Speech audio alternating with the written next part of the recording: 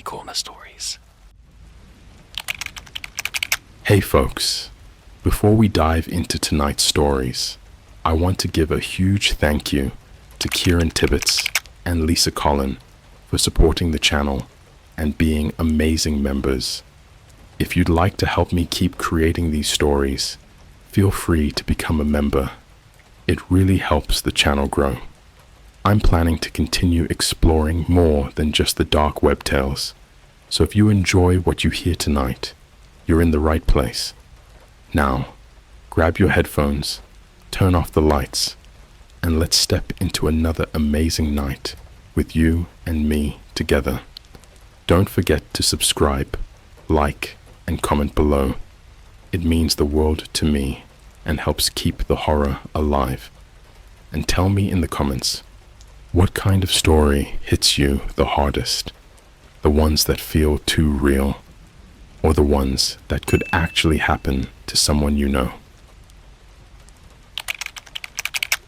I'm an ER nurse, and after last night, I found proof that the dark web controls life and death. Okay, settle in, because I need to get this off my chest.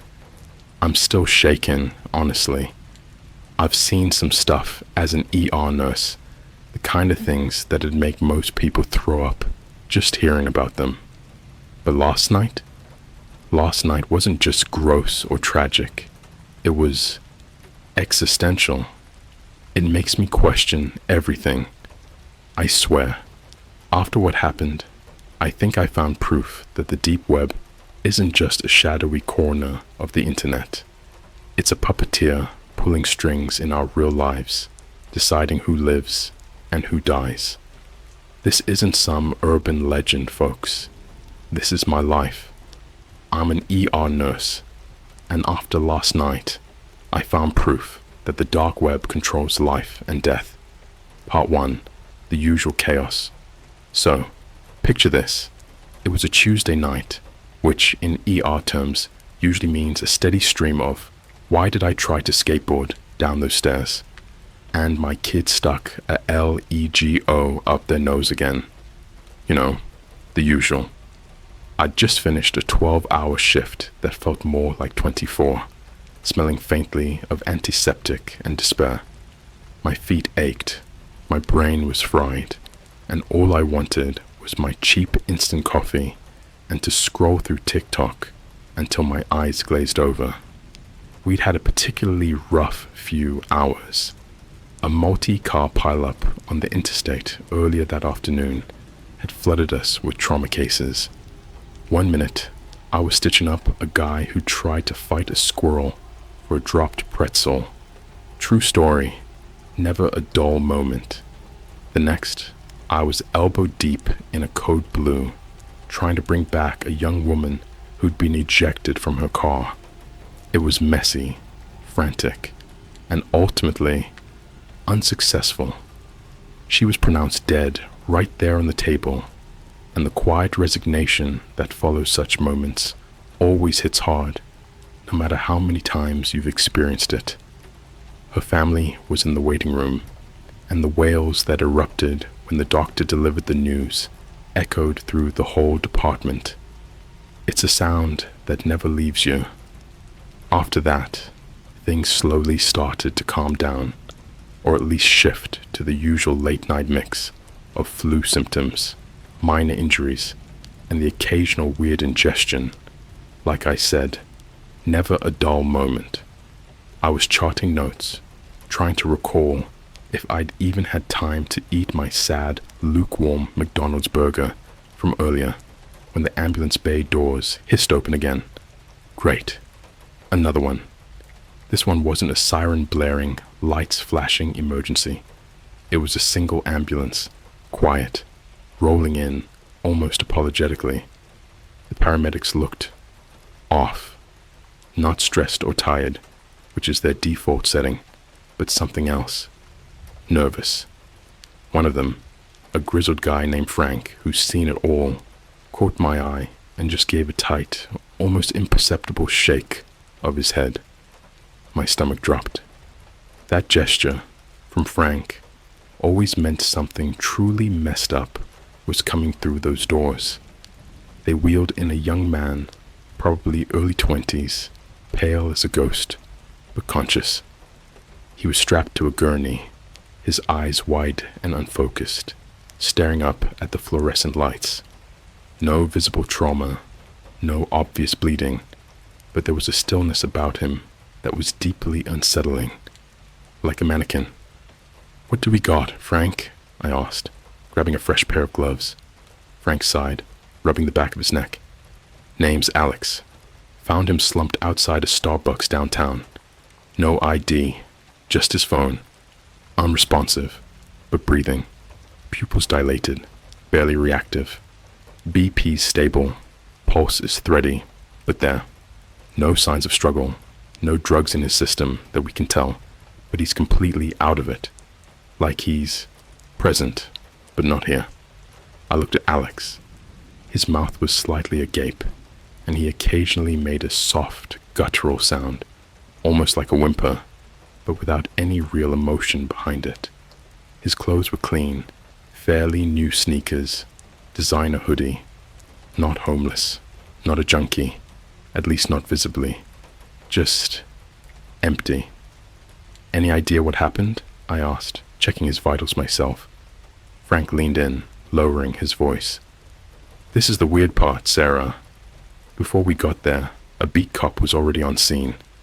He said Alex was found staring at his phone, completely frozen. When the cop tried to talk to him, Alex just held up his phone. The screen, well, you gotta see it." Frank pulled out a bagged evidence phone, a newer model iPhone, and held it up for me to see. The screen was on, displaying a website. It wasn't Facebook or Instagram or even some weird Reddit thread. It was dark, super dark, minimalist, with almost no graphics, just stark white text on a black background. And at the very top, in what looked like a bizarre pixelated font, was a countdown timer. It was counting down from something like 1:23. "He was just staring at this, Sarah," Frank whispered, his eyes wide. "The cop said he tried to take it from him, but Alex held on tight. Wouldn't let go until he went completely limp. The cop said just as he went limp, the timer hit 0, and then the screen refreshed, showing a new countdown, starting from 24 hours. I stared at the screen, a chill creeping up my spine that had nothing to do with the ER's notoriously frigid air conditioning. A countdown timer? On a dark website? What in the actual hell was this? Before I could even process that, Alex suddenly convulsed on the gurney. Not a full-blown seizure, but a violent, full-body tremor. His eyes rolled back. A faint foam appeared at the corners of his mouth. And then, just as quickly, he went completely limp again, his breathing shallowing even further. My heart hammered against my ribs. This wasn't some routine Thursday night. This was something else entirely. We got Alex stabilized. Barely. We ran every test in the book. Toxicology, CT scans, neurological panels. Everything came back clean. Too clean. No stroke, no OD, no visible head trauma, no organic cause for him being a walking vegetable. It was medically impossible. Yet there he was, breathing shallowly on a ventilator we only put him on as a precaution because his respiratory drive kept dipping, like someone was gradually turning down a dimmer switch on his life. The doctor on duty, Dr. Hayes, a brilliant but cynical guy, just kept shaking his head. His brain activity is minimal. He's not in a coma. It's almost like a forced, profound catatonia. We're essentially keeping a corpse on life support without the courtesy of a definitive cause of death. Meanwhile, I was fixated on that phone. It had been logged as evidence, sitting in a sterile plastic bag, on the counter of the nurse's station, its screen still glowing with that horrifying countdown. 23:58:12. Every tick felt like a hammer blow against the silence. It was hypnotizing, and in a deeply disturbing way, it started to feel like the only real thing happening in the room. We needed to know what that site was. I couldn't access the deep web from our hospital network, obviously. Security is tighter than a drum. But then I remembered Frank mentioning the beat cop. I called him up. Officer Miller. He was still writing up his report down at the precinct. Miller, it's Sarah from the ER. About the kid, Alex. Can you tell me anything about that phone or the website? Anything at all? I asked, my voice low and urgent. Miller's voice was rough, strained. Look, nurse, I probably shouldn't even be telling you this, but what I saw, it's messed up. I recognized the site structure. It wasn't the regular web. It was Tor, the dark web. I've seen this setup before, years ago, when I was on the cybercrimes task force. This isn't some amateur hacker forum. This is professional. My blood ran cold. What kind of professional? They call them digital contractors, he mumbled, almost afraid to say the words. It's a black market service. Not for drugs, not for identity theft. For wills, not the legal kind. The kind that dictates who gets to live and who gets to die. The phone in my hand felt heavy, suddenly loaded with the weight of unspoken violence. Miller, you're not making any sense. Are you talking about assassinations? Worse, he hissed. This service is for people who want to remove someone from their life, but without any legal trace and without the mess of murder. They pay an astronomical amount in crypto, give the contractor the target's identity, social media accounts, their location history, their digital footprint, and the contractor, they don't use a gun or a knife. They use a digital kill switch. He explained that the theory was that these contractors somehow get a piece of malicious, untraceable software onto the target's personal device.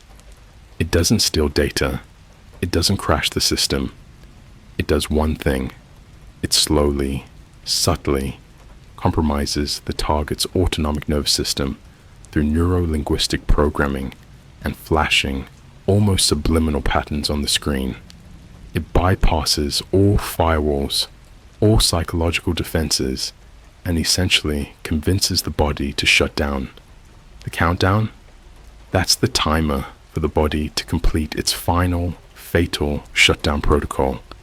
The horror wasn't just in the idea of murder, it was in the cold, mechanical, and cowardly efficiency of it.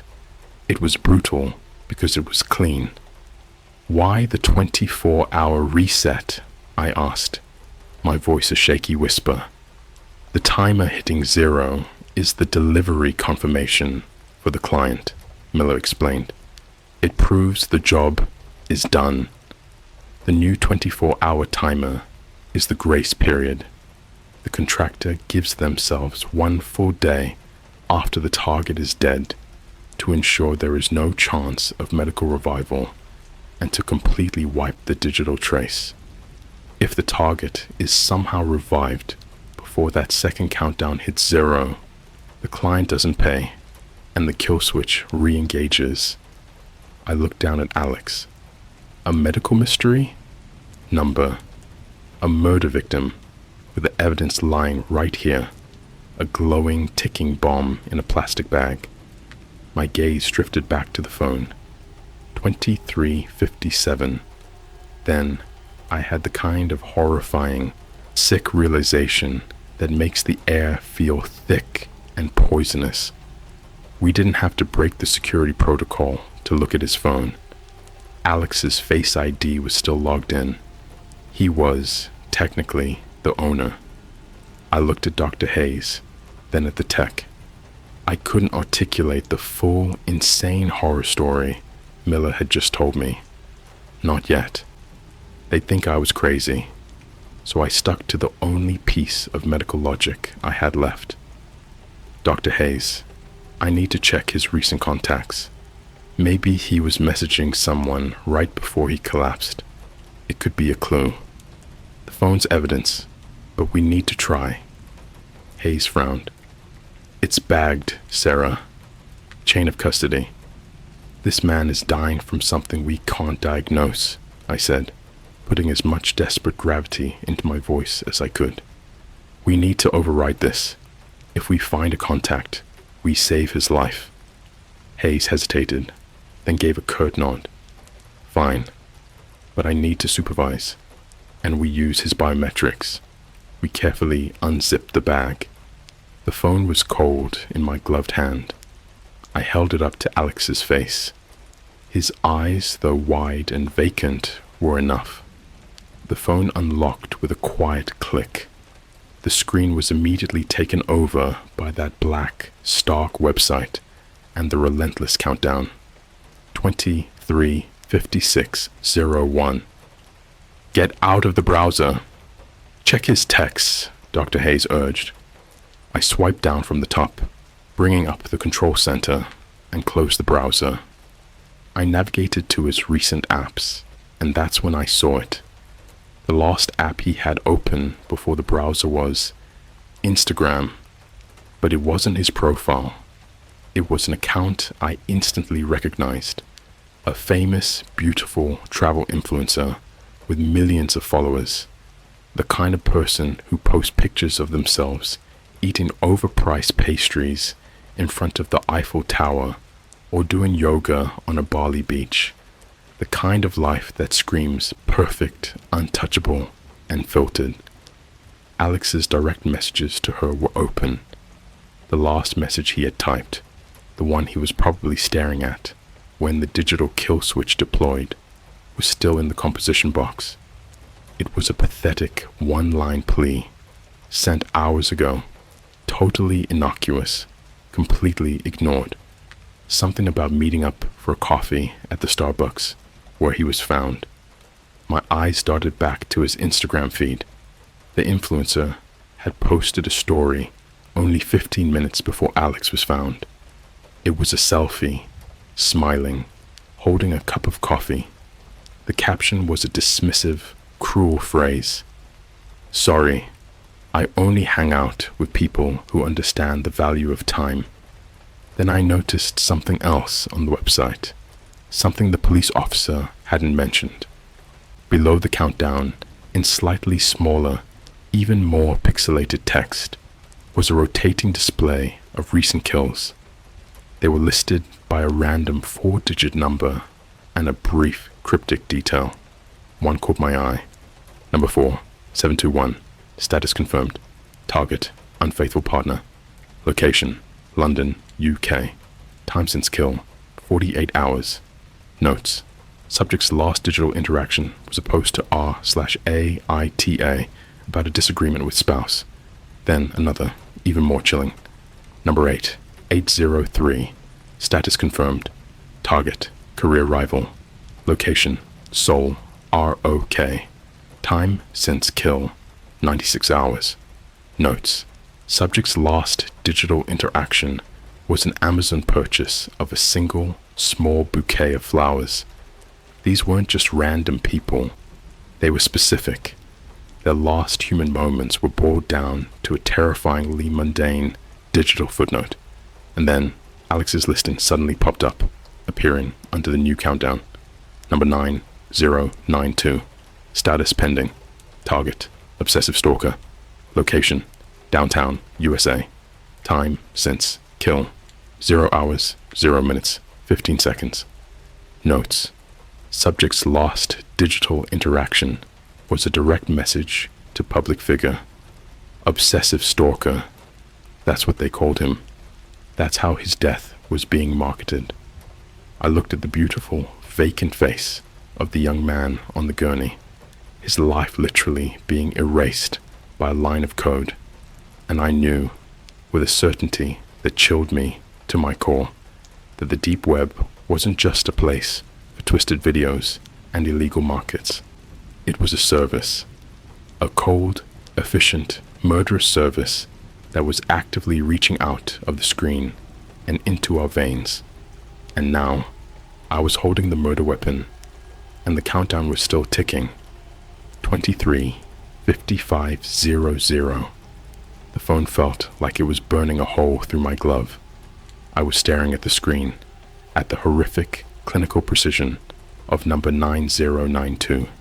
Status pending, and all the air went out of the ER. The routine chaos, the beeping monitors, the distant cry of a drunk person, the squeak of running shoes on the linoleum, it all faded into a meaningless buzz. Everything boiled down to that glowing piece of glass and the relentless ticking of a timer that wasn't measuring time. It was measuring the slow, calculated murder of the kid strapped to the bed in front of me. This wasn't some movie script. This was happening right now, in a sterile hospital, in a major American city, where people are supposed to be saved.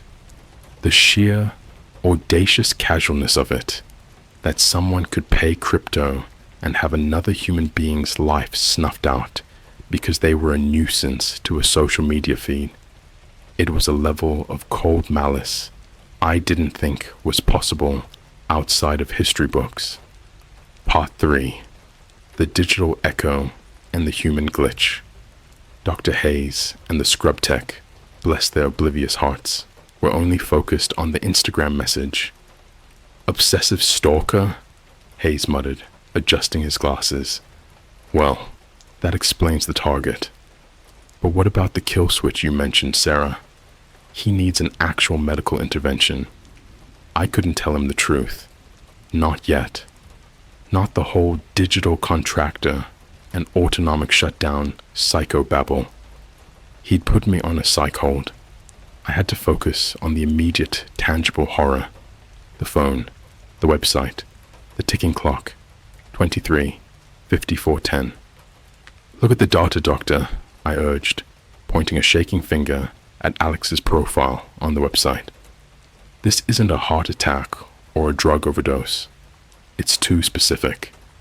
Subject's last digital interaction was a direct message to public figure. This isn't a coincidence. This site is the source. Whatever is killing him is being controlled through that webpage. We need to stop the connection. Hayes, skeptical but desperate, leaned closer. Disconnect it from the network. Throw it in a Faraday cage. The problem? I could tell this wasn't an active stream. The digital murder was already in Alex. The phone was just the remote, the display showing the status of the contracted hit. But I knew instinctively that while the website was active, the protocol was running. It was the delivery confirmation, and maybe, just maybe, stopping the display would pause the executioner's hand. I grabbed a pair of trauma shears and, ignoring the horrified gasp of the tech, slammed the flat side down on the iPhone screen. Crack! The glass spiderwebbed, but the phone didn't die. The backlight was too bright, too forceful. The countdown glowed through the fractures, an unholy red light in the dark ER bay. 23, 54, 05. It looked angrier now, somehow. Sarah, what the hell are you doing? Hayes shouted, snatching the phone from my hand. We need to erase the memory. Hard reset. Anything. Hayes was fumbling, trying to turn it off. But Apple's modern phones are designed to be impossible to power down completely without a passcode. And Alex, the puppet on the strings, was in no state to give us the code. That's when the room got even colder. As Hayes struggled with the phone, the trauma tech, a young guy named Ben who loved wearing expensive, flashy watches and talking about his weekend trips, stepped forward. He recognized the type of watch Alex was wearing. A very high-end smart timepiece, not just a simple fitness tracker. "Wait a second," Ben whispered, pointing at Alex's wrist. "The watch. It's a biometric reader. If it's paired to the phone, it has the health data." And then his voice dropped to a terrified register. "Look at the dial." Alex's smartwatch display was not showing the time. It was displaying a simplified, mirrored version of the phone screen, the countdown timer. And below that, in tiny chilling script, were Alex's real-time vital signs. HR, 48, falling. SpO2, 91%, falling. Respirations, 6, irregular. But next to each reading was a small white digital checkmark. It was feeding the kill switch data. It was the direct digital link.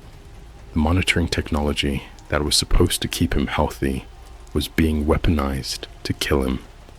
It wasn't just on the phone, it was on him. The deep web wasn't just in his hand, it was on his wrist, reading his slow, forced suicide. Hayes grabbed the watch, but it was on a tightly cinched titanium strap. He tried to pull it off, but Alex, the unresponsive, catatonic, suddenly moved. Not a seizure, a movement of deliberate, unnatural force. His arm shot up, grabbing Hayes's wrist with a strength that belied his frail state. His fingers locked around the doctor's forearm, the grip instantly bruising the skin. Alex's mouth opened, and a sound came out that wasn't a whimper or a moan, but a deep, guttural whisper. It was synthesized, raspy, completely inhuman, like a broken text-to-speech program being forced through vocal cords. Protocol. Must. Complete. The words were barely audible, yet they filled the room with the thick stench of digital dread. He wasn't speaking. The software was speaking through him. It was using his last burst of neurological energy to defend its execution. The pure, psychopathic efficiency of the system, turning the victim into the jailer. Hayes screamed, not in pain, but in sheer bewildered terror, as Alex's vacant eyes locked onto his, a dead, glassy reflection of the operating theater. I reacted on pure instinct, forgetting all medical protocol, all professional distance. I grabbed the nearest hard, heavy object, a stainless steel surgical clamp, and slammed it down onto the face of the smartwatch. Not the screen, but the band connection, aiming to sever the device from the wrist. Clang! The titanium strap snapped. The watch flew across the room, hitting the opposite wall with a deafening shatter. The red glow of the countdown was extinguished. The instant the watch was broken, Alex's grip on Hayes went limp.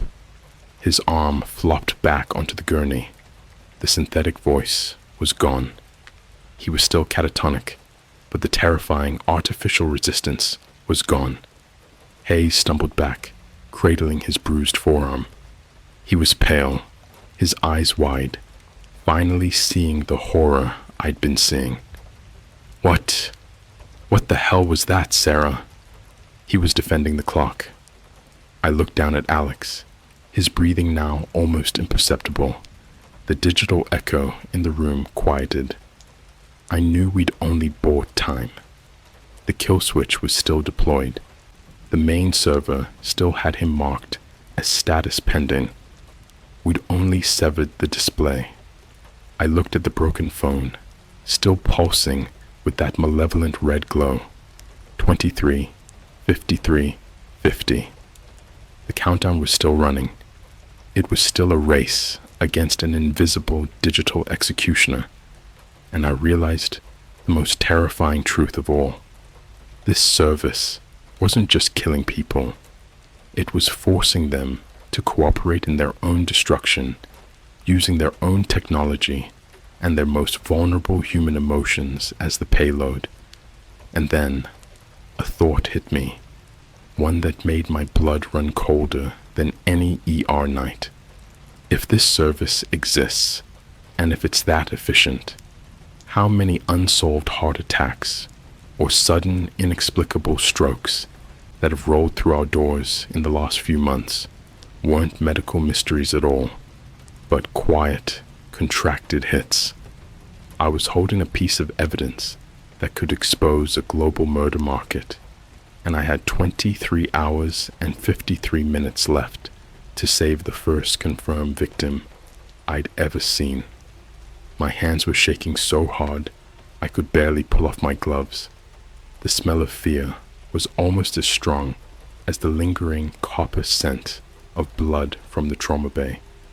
We had broken the digital link, but the monster was already inside the house. Alex was still alive, technically, but his life was an oil slick slowly being consumed by a digital fire. His chest moved, but it was just muscle memory now, not will. Dr. Hayes looked at me, his face bleached white, the bravado of the cynical physician gone. He'd seen the monster rear its synthesized head. He'd felt the impossible, coordinated strength of a dying boy fighting to preserve the mechanism of his own demise. He was finally a believer, and that made everything worse. We were two tiny, terrified humans up against a global, invisible murder machine. Part 4. The algorithm's reach and the impossible antidote. "We need to get this phone to the police now, Sarah," Hayes urged, his voice tight. "Forensics. They have to trace this." I shook my head, my eyes fixed on the cracked screen, where the countdown still flashed its terrible promise. 23, 49, 12. "No. Miller already told me. It's Tor. Tracing it is impossible. Or at least, it'll take weeks. Alex has hours. And look." I carefully touched the edge of the phone again, careful not to smear the prints. I navigated back to the dark website. It was still running in the background, relentless. Below the new kill listing, I found a tiny, almost hidden hyperlink labeled Protocols. I tapped it. What opened up wasn't a standard document. It was a cryptic, dense wall of text, a bizarre blend of technical jargon and what looked like philosophical musings on the nature of control. It was the manifesto of the digital contractor, and reading it felt like peering into the mind of a meticulous, ice-cold psychopath who saw humanity as nothing more than malleable code. The text laid out the contractor's guarantee, detailing how the victim's digital footprint, social media history, search queries, app usage, was used to construct a customized, inescapable, psycho-digital payload. This payload wasn't just code. It was a psychological weapon that exploited the deepest vulnerabilities and regrets of the target. It confirmed my worst fear. The service didn't just target the autonomic system. It first used neuro-linguistic triggers, subliminal shifts in light, frequency, and pattern deployment through the phone screen to induce a profound state of despair and learned helplessness. It forced the user into a mental state that allowed the body to accept the shutdown command. It was murder by digital, targeted depression. Then I read a line that made me gag, a line so casually, brutally evil, it felt like a punch to the gut.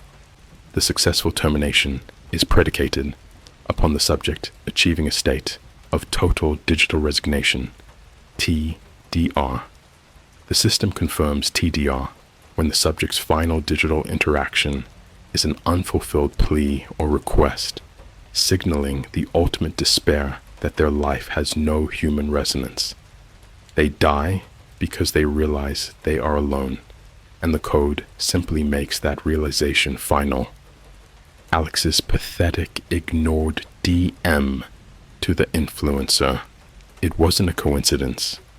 It was the trigger condition. The contractor knew, by tracking the influencer's prompt reply, the snarky Instagram story, about value of time, that Alex's final attempt at human connection had been cruelly rejected. That was the moment the digital hand squeezed his heart.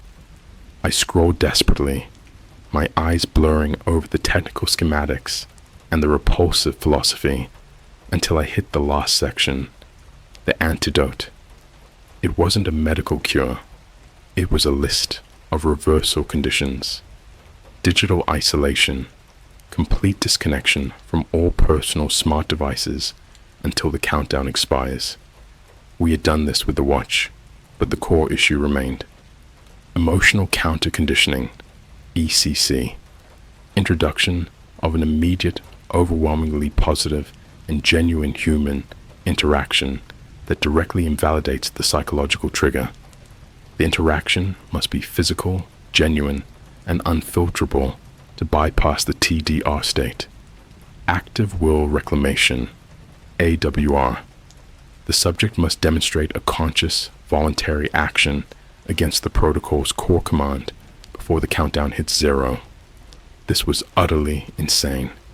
The only way to save Alex wasn't with a defibrillator or an IV drip. It was with a psychological miracle.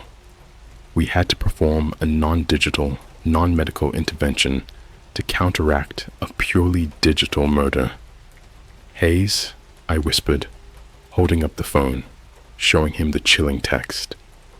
"We have to give this kid a reason to live. A real one. Something that smashes through his despair." We knew the trigger: loneliness, rejection, and the feeling that his life was irrelevant to the people he admired. The only person who could deliver the emotional counter-conditioning was the one who had inadvertently delivered the final blow. The social media influencer.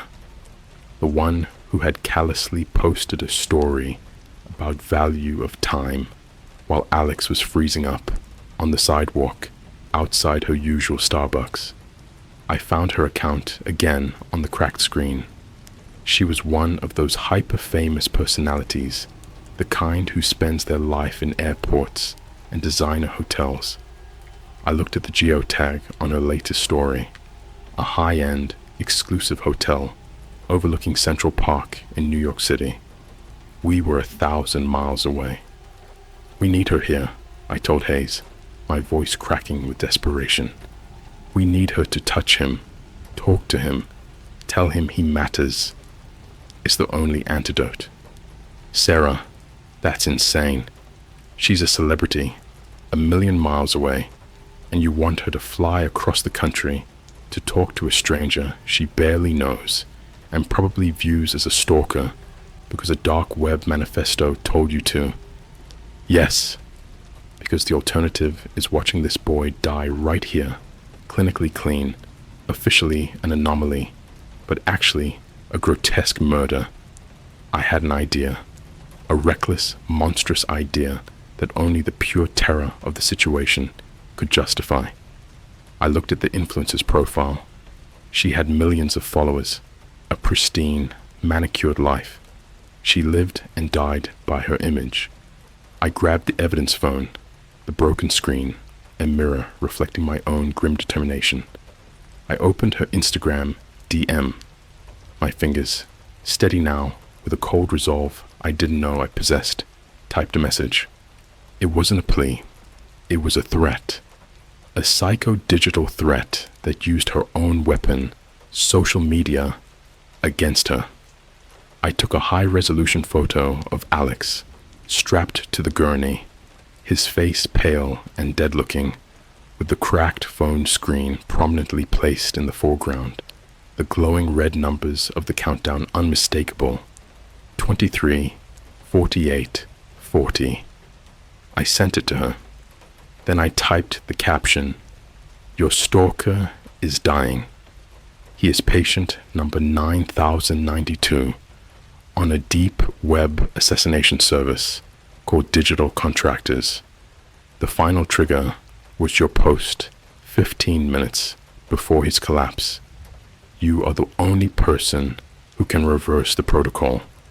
If you don't land at our hospital in the next 12 hours and do what we say, I'm sending this photo, along with the full manifesto and proof of your culpability, to every single one of your 6 million followers and to the NYPD.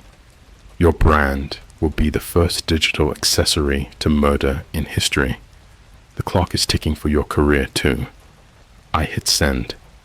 It was a blackmail note sent from a sterile ER, using a murder victim as the collateral. It was monstrous, but it was the only way to save a life from a killer that didn't have a face, only a network. I stared at the cracked screen. The message status instantly flipped from sent to read. The speed was terrifying. She was online. She knew. The countdown didn't stop.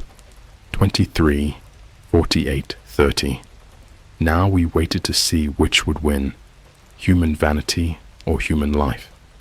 And I knew, with sickening certainty, that if this influencer didn't show up, I would carry out the threat and destroy her life, not out of vengeance, but out of a desperate, final attempt to fulfill the active will reclamation part of the antidote by forcing a powerful human being to act against the digital protocol. If I could shatter her digital world, maybe, just maybe, I could save Alex's real one. The air in the ER was thick with impending doom, and I knew the night was far from over. The ER descended into a silence so profound it felt like a vacuum. The only sound was the high-pitched, steady beep, beep, beep of Alex's monitor, measuring a fading heartbeat, and the frantic, shallow breaths of Dr. Hayes and myself. We were staring at the cracked phone screen, where the message status was frozen on read, and the countdown was plummeting. 23:45. My blackmail note was monstrous. I knew that. Using the dying body of a patient as a pawn to manipulate a narcissistic influencer felt like crossing a line I could never uncross. But the chilling logic of the digital contractor's own antidote was absolute. The only cure for a digital death sentence was a real, raw, human countershock. If her cruelty was the final trigger, her forced kindness had to be the final reversal. Part 5. The Unfiltered Reality and the Final Protocol. 12 hours. That was the deadline I gave the influencer. It was a bluff, a desperate calculation, but the terror in the room was real. The ensuing minutes were the longest, most agonizing of my life. Hayes was calling the police chief, desperately trying to convey the insane, digital horror story without sounding like a conspiracy theorist, while I kept my eyes glued to the clock. Every few seconds, I checked the influencer's Instagram. No new posts, no stories. The digital silence was deafening, the sign of a massive, panicked internal crisis. Then, 5 hours later, just as the sun began to bleed a pale, sickly orange over the hospital skyline, Dr. Hayes received a call. He answered it, walked 5 steps away, and his face instantly went from panicked to utterly disgusted. He hung up and walked back to me. "She's here," he spat, nodding toward the ambulance bay. And she didn't come quietly. She tried to leverage her publicist, then her lawyer, and finally booked a private jet. She's furious and demanding a full confidentiality agreement. The digital contractor's manifesto had predicted this. A deep web murder service that exploits human fragility must be countered by a demonstration of genuine, painful human consequence. The antidote was forcing the superficial world to collide with the brutal reality it had tried to avoid. The influencer, let's call her V, was wheeled in through a side door by her own security, looking impeccably styled even after an overnight flight, clutching a designer bag. and wearing sunglasses in the hospital. She looked like a tourist who had mistakenly wandered into a slaughterhouse. She bypassed us, walking straight towards Alex's bed, her nose wrinkled in revulsion. "This is ridiculous," she hissed, her voice sharp, amplified by the sterile acoustics. "I don't know this man. He's a stalker. I've done nothing wrong. My lawyers will have your job for this." Hayes and I flanked her, physically boxing her into the small trauma bay. "He's dying, V," I said, my voice low and dangerous, "because you posted a cruel message that fulfilled a remote kill condition. You are the last piece of the antidote.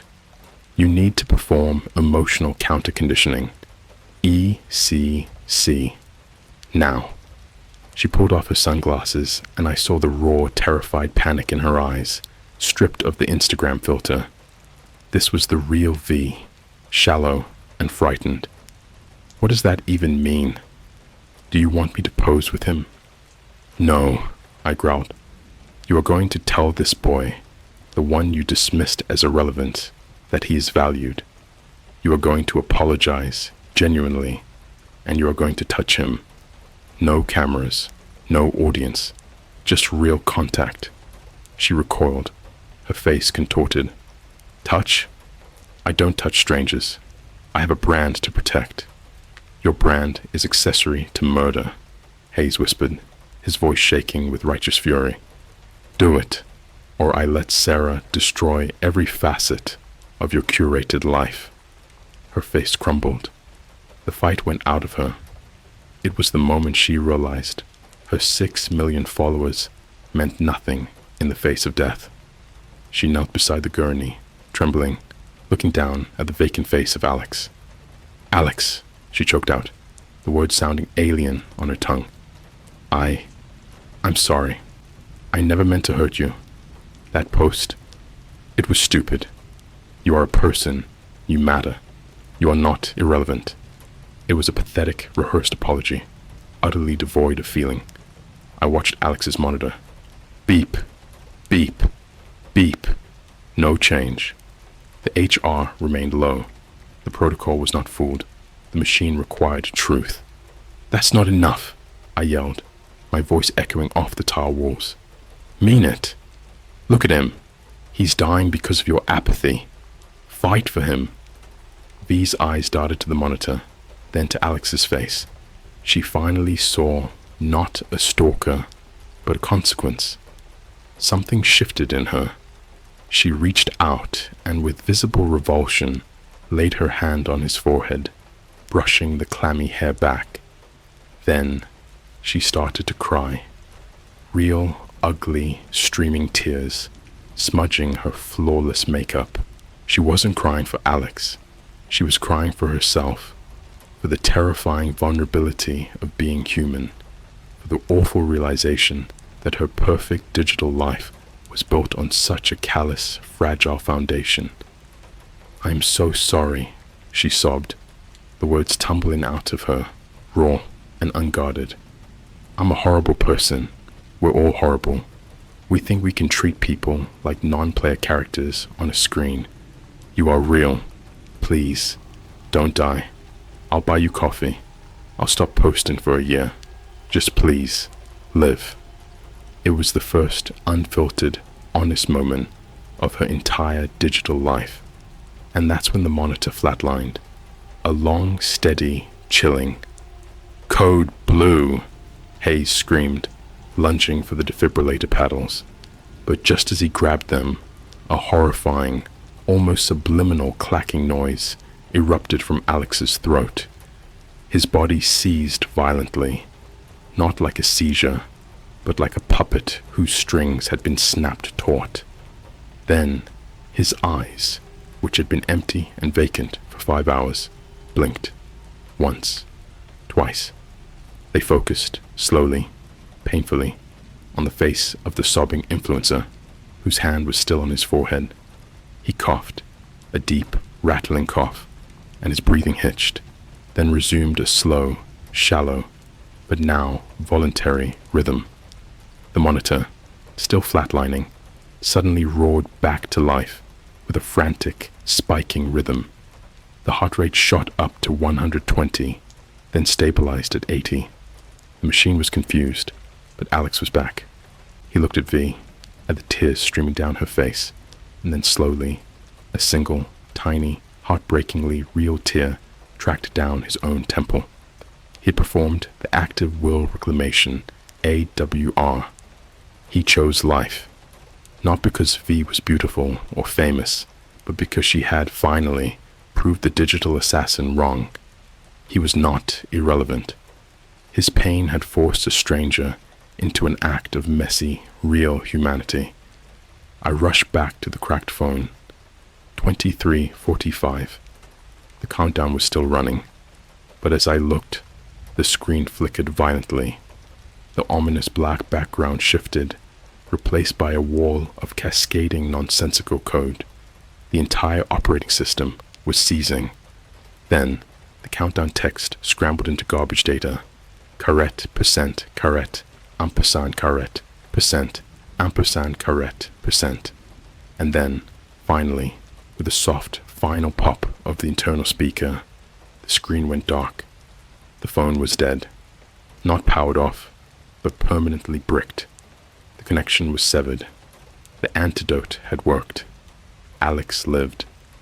V left an hour later, not to the press, but to her jet, looking 10 years older, carrying a secret that would undoubtedly haunt her sanitized existence forever.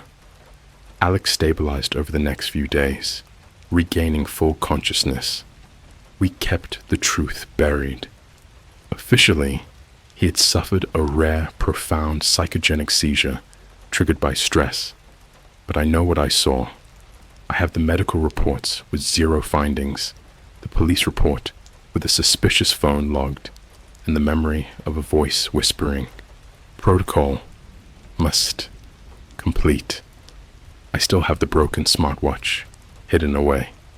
The digital contractors are still out there, perfecting their clean, surgical, digital murders, and I, an ER nurse, found proof that the most terrifying monster isn't under your bed, but inside your pocket, waiting for the moment you feel most alone, so the network can reach out and gently, efficiently extinguish your soul. I look at my own phone now, at the harmless little apps and the scrolling feeds.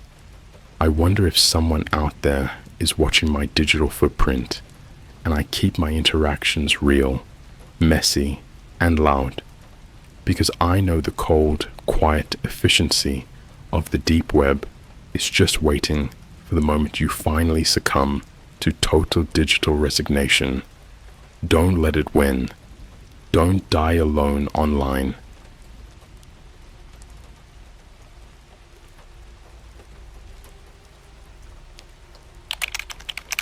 Someone uploaded a photo of the moon on the dark web. It shows a second moon, and it's closer.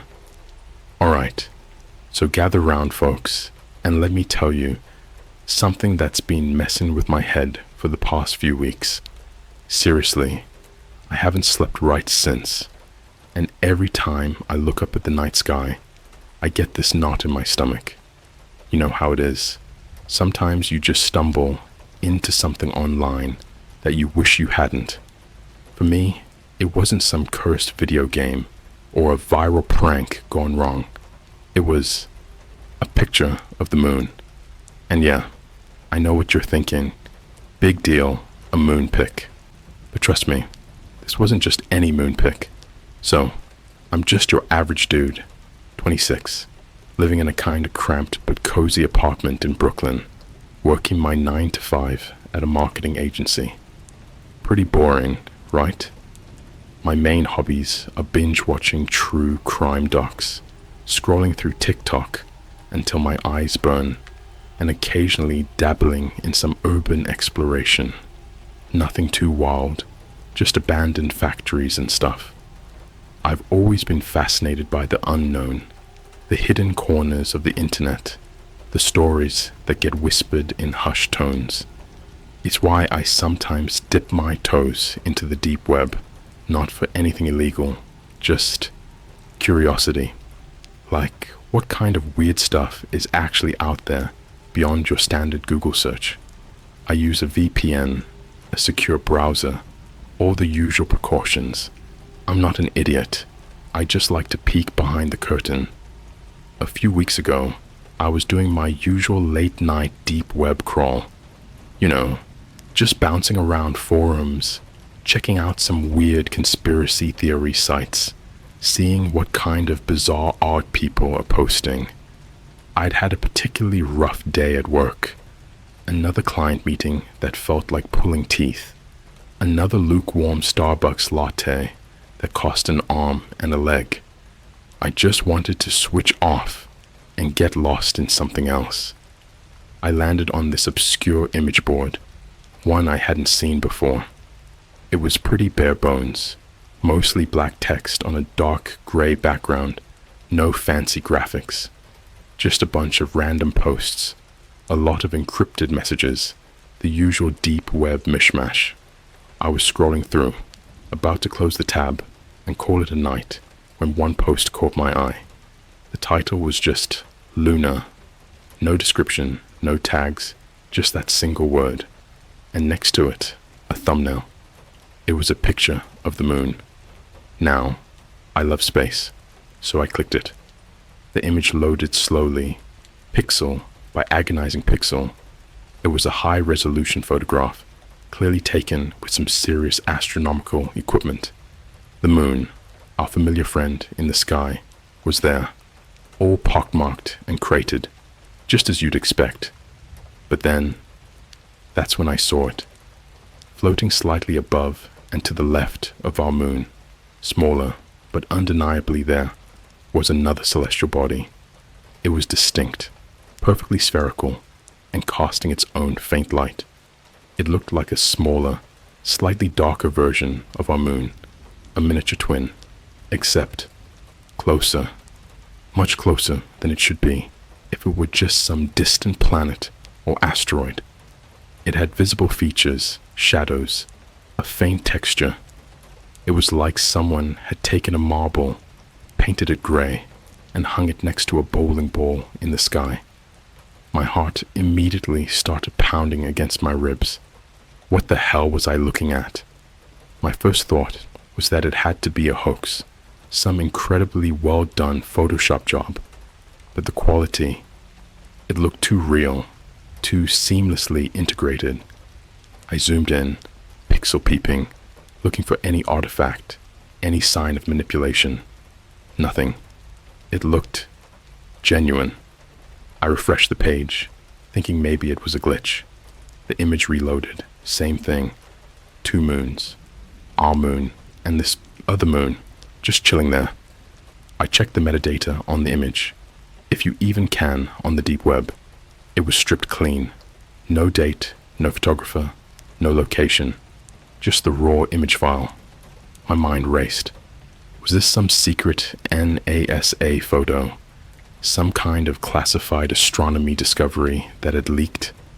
But why here, on this random, anonymous image board? And why hadn't I heard anything about it? I'm pretty up to date on space news. There was no way something like this would be kept under wraps for long. Not with all the amateur astronomers out there, the observatories, the sheer number of people looking up. I spent the next few hours frantically searching the regular internet. Google, Wikipedia, obscure science forums, Twitter, even Reddit's r/conspiracy and r/astronomy. Nothing. Not a single mention of a second moon or anything resembling it. It was like this image, this concept, simply didn't exist anywhere else. My search history probably looked like a madman's manifesto. Second moon photo, new celestial body Earth, unidentified lunar object. I went back to the image board. The post was still there. No comments, no other posts related to it. Just Luna and the chilling picture. I kept staring at it, trying to find a logical explanation. Maybe it was a reflection, but how could a reflection be so perfectly spherical and detailed? A lens flare? Lens flares don't look like miniature moons. The more I looked, the more unsettling it became. It wasn't just a weird photo anymore. It was a statement. A silent, stark image that defied everything I thought I knew about our solar system. And the fact that it was only on the deep web, hidden away like some forbidden secret, made it even worse. It felt like I had stumbled upon something truly profound, something that wasn't meant for public consumption, something dangerous. I remember finally collapsing into bed around 4 a.m., my mind buzzing. Every time I closed my eyes, I saw that second moon hanging there, impossibly close. I tried to convince myself it was a prank, a clever troll, but a part of me, a deep, primal part, knew it wasn't. And that's when the real unease set in. Because if that image was real, then everything was different.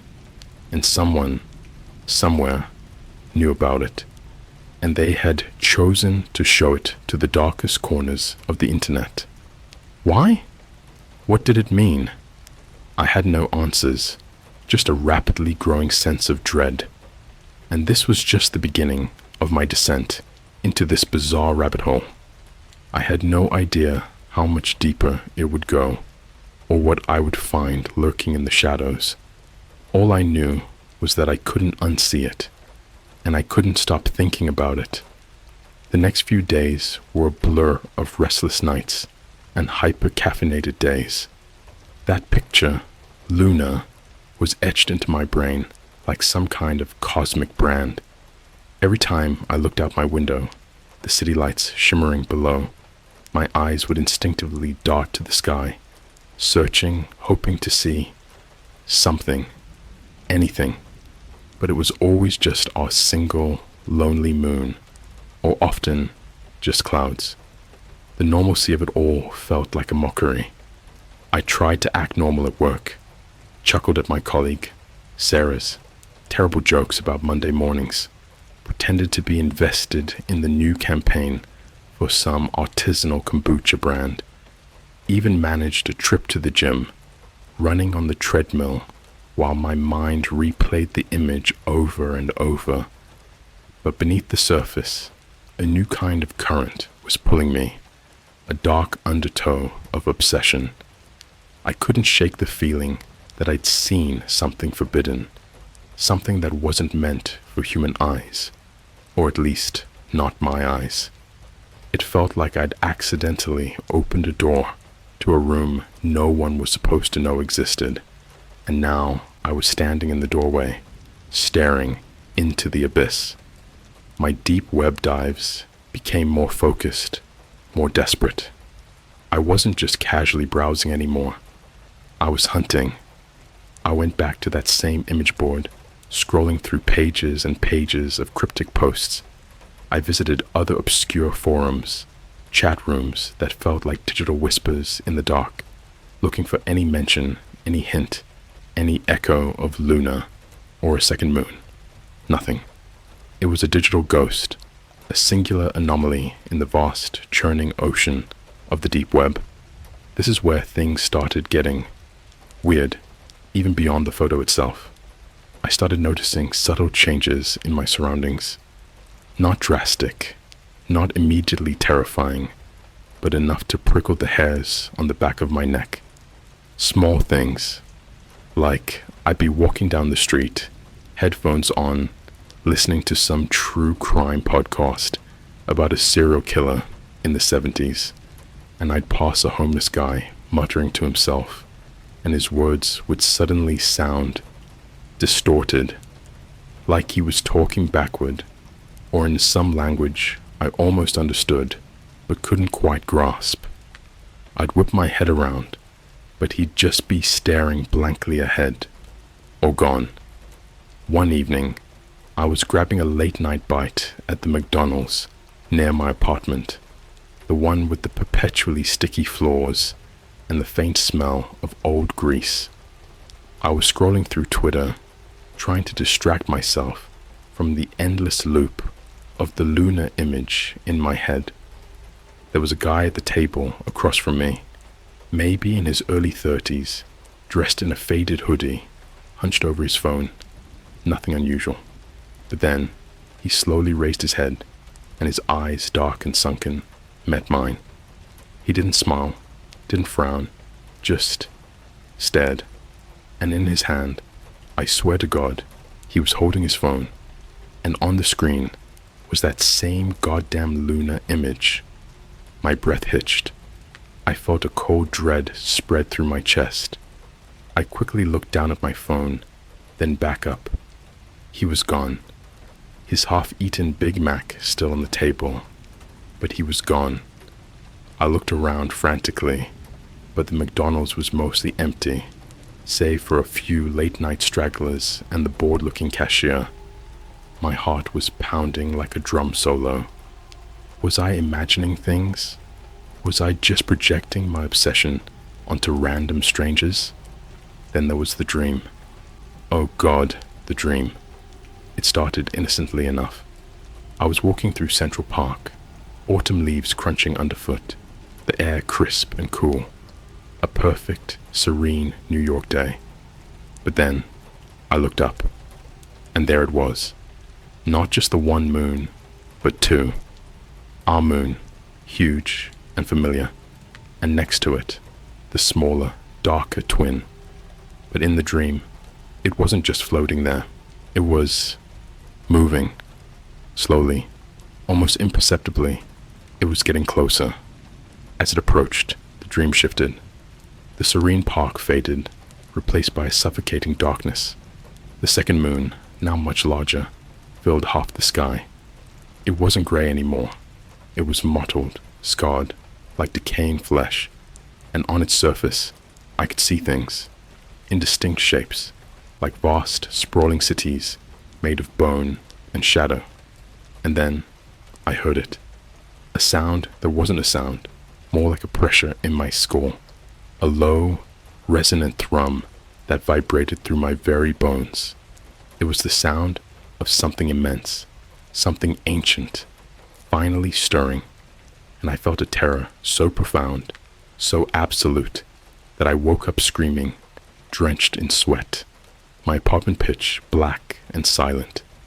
The dream felt more real than reality. After that, the line between waking and dreaming started to blur.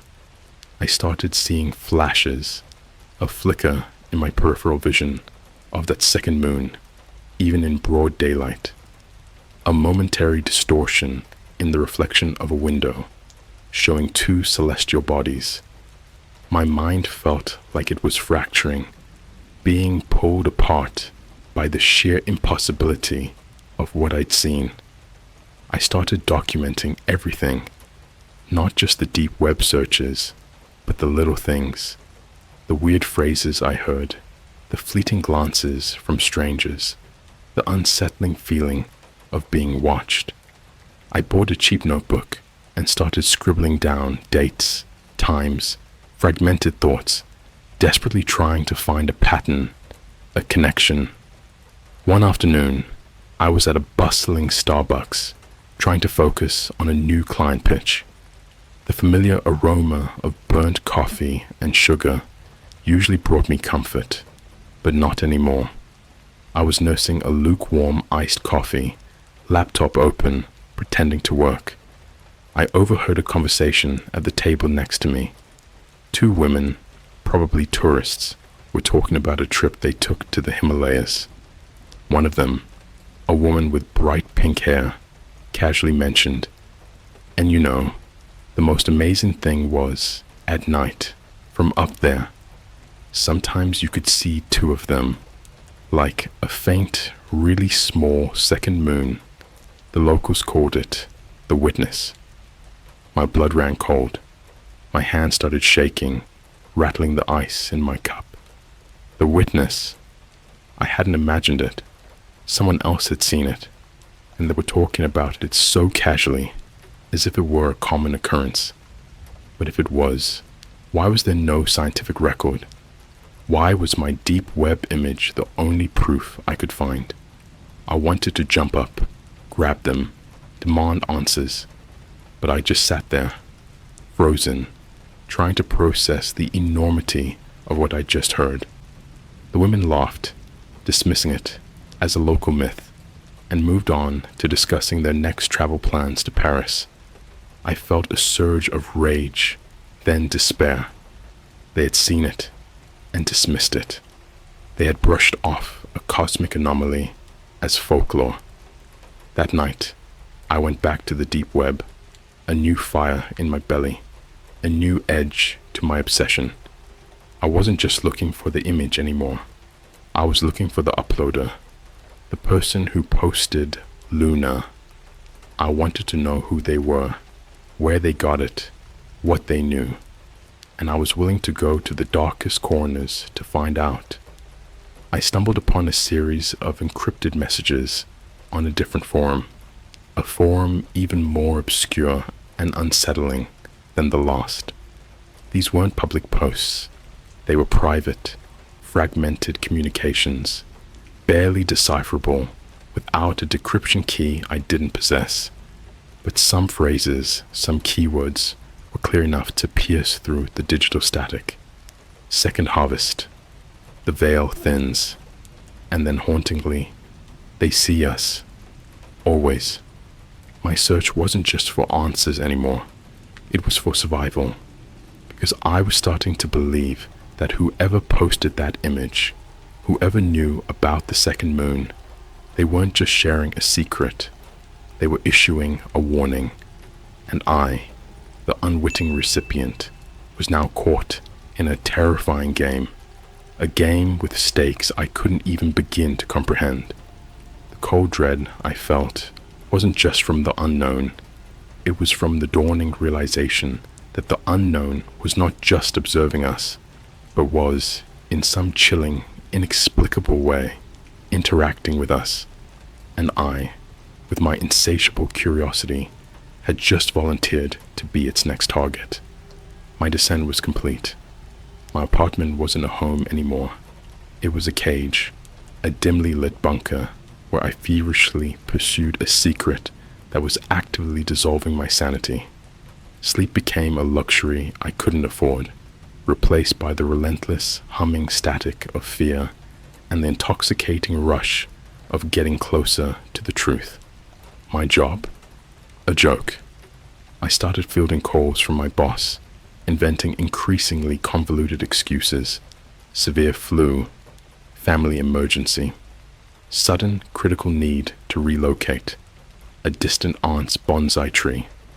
The corporate world, with its spreadsheets and KPIs, felt like a pathetic, paper-thin simulation compared to the cosmic horror I was now navigating. The encrypted messages I'd found weren't a dead end. They were breadcrumbs, deliberately scattered. I realized the fragmented text wasn't a standard cipher. It was a variation of a very obscure steganography technique, one where information is hidden within the rhythm and cadence of the text, not just the characters. It was like a psychopath's puzzle box, designed to be frustratingly obtuse. After 72 hours straight, fueled by instant coffee and a terrifying clarity, I cracked the method. It wasn't about decryption keys. It was about counting the spaces and punctuation marks between specific keywords. The result wasn't a coherent statement, but coordinates, geographic coordinates. My hands were shaking so hard, I almost spilled my coffee onto my vintage Dell laptop. The coordinates weren't for some remote cabin or an abandoned military base. They pointed to a location that made my blood run ice cold: the rooftop of the Shard in London. This wasn't some random place. The Shard is an icon, a highly visible, hypermodern structure, the exact opposite of a deep web hideout. It was a public challenge. We're right here, in plain sight.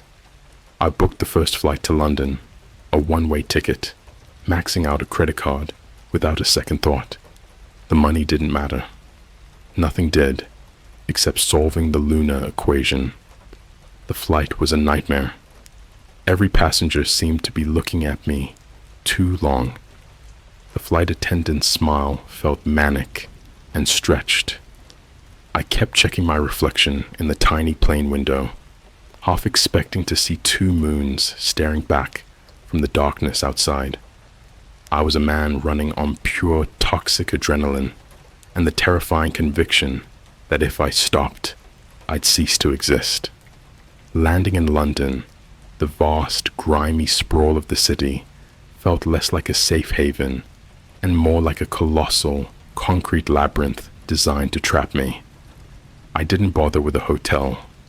I took the tube straight to London Bridge, the glass spire of the Shard looming over me like a gigantic, predatory monolith. I used the cover of night, slipping through the city's veins. I wasn't just going to the public viewing platform. I needed the very top, the antenna structure, the restricted access areas. My urban exploration skills finally paid off.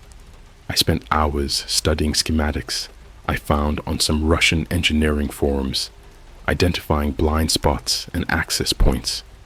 It was terrifyingly simple. If you knew where to look, a maintenance hatch near the 72nd floor, accessible from the staircase, which security guards routinely ignored. Climbing those final flights was brutal. The air grew thin. The sound of the wind outside the glass panels became a roaring gale, like 1,000 voices screaming. Finally, the hatch. It was heavy, sealed with a simple electronic lock. A tiny battery-powered lock-picking tool I carried made quick work of it. I slipped out onto a narrow platform. The world spread out below me like a map of dead stars. The sheer height was dizzying, terrifying, but I didn't care. I was here. I raised my head, pushing back against the wind. The sky was clear, black velvet dusted with distant light. And there they were, both of them. Our moon, big, bright, and impossibly beautiful. And next to it, the smaller, darker, utterly wrong celestial body, the witness. It was visible to the naked eye, faint, but undeniably there. It wasn't a reflection. It wasn't an illusion. It was a physical, astronomical impossibility hanging in our sky. I felt a giddy, insane triumph, followed immediately by a paralyzing horror. It wasn't just a picture. It was real. Then I saw the equipment. Tucked away on the platform, shielded from the elements, was a large, sophisticated telescope connected to a powerful laptop. And next to the laptop, a small black and white printout. It was the lunar image. Someone had been here recently. I checked the laptop. It wasn't password protected. On the screen was a live feed from the telescope. The dual moon image, real time. But more disturbing was the software running below the feed. It wasn't just astronomical tracking. It was an advanced facial recognition algorithm. And in the corner of the screen, running in a loop, was a rapidly scrolling feed of images and data profiles, social media photos, CCTV snapshots, driver's licenses, and then the scrolling stopped. The screen froze on a face that was both familiar and utterly alien. It was my own. A high-resolution image of me, sitting in that McDonald's in Brooklyn, scrolling through my phone. The timestamp was 2 nights ago. Beneath the image, in stark white text, was a single, chilling profile. Target ID 412. Status: compromised. Primary trait: curiosity. Final classification: vessel. I didn't have time to process the word vessel.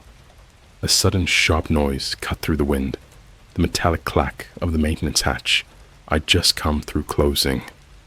I spun around. Standing there, Framed by the dark rectangle of the hatch was a figure, tall, slender, dressed in simple, dark clothing. They wore a featureless, matte black mask, like a smooth, obsidian mirror reflecting the distant city lights. They didn't move. They just stood, completely silent, utterly still, and utterly terrifying. My mind, already stretched past its breaking point, shattered. I scrambled for a weapon, finding only the tiny lock-picking tool in my pocket. Pathetic. The figure finally moved, a step so unnaturally fluid it was more a glide than a walk. They reached into their coat and slowly, deliberately, pulled something out. It wasn't a gun. It was a phone. A generic black smartphone. They held it up, and a low, synthesized voice, devoid of inflection or humanity, emanated from the speaker.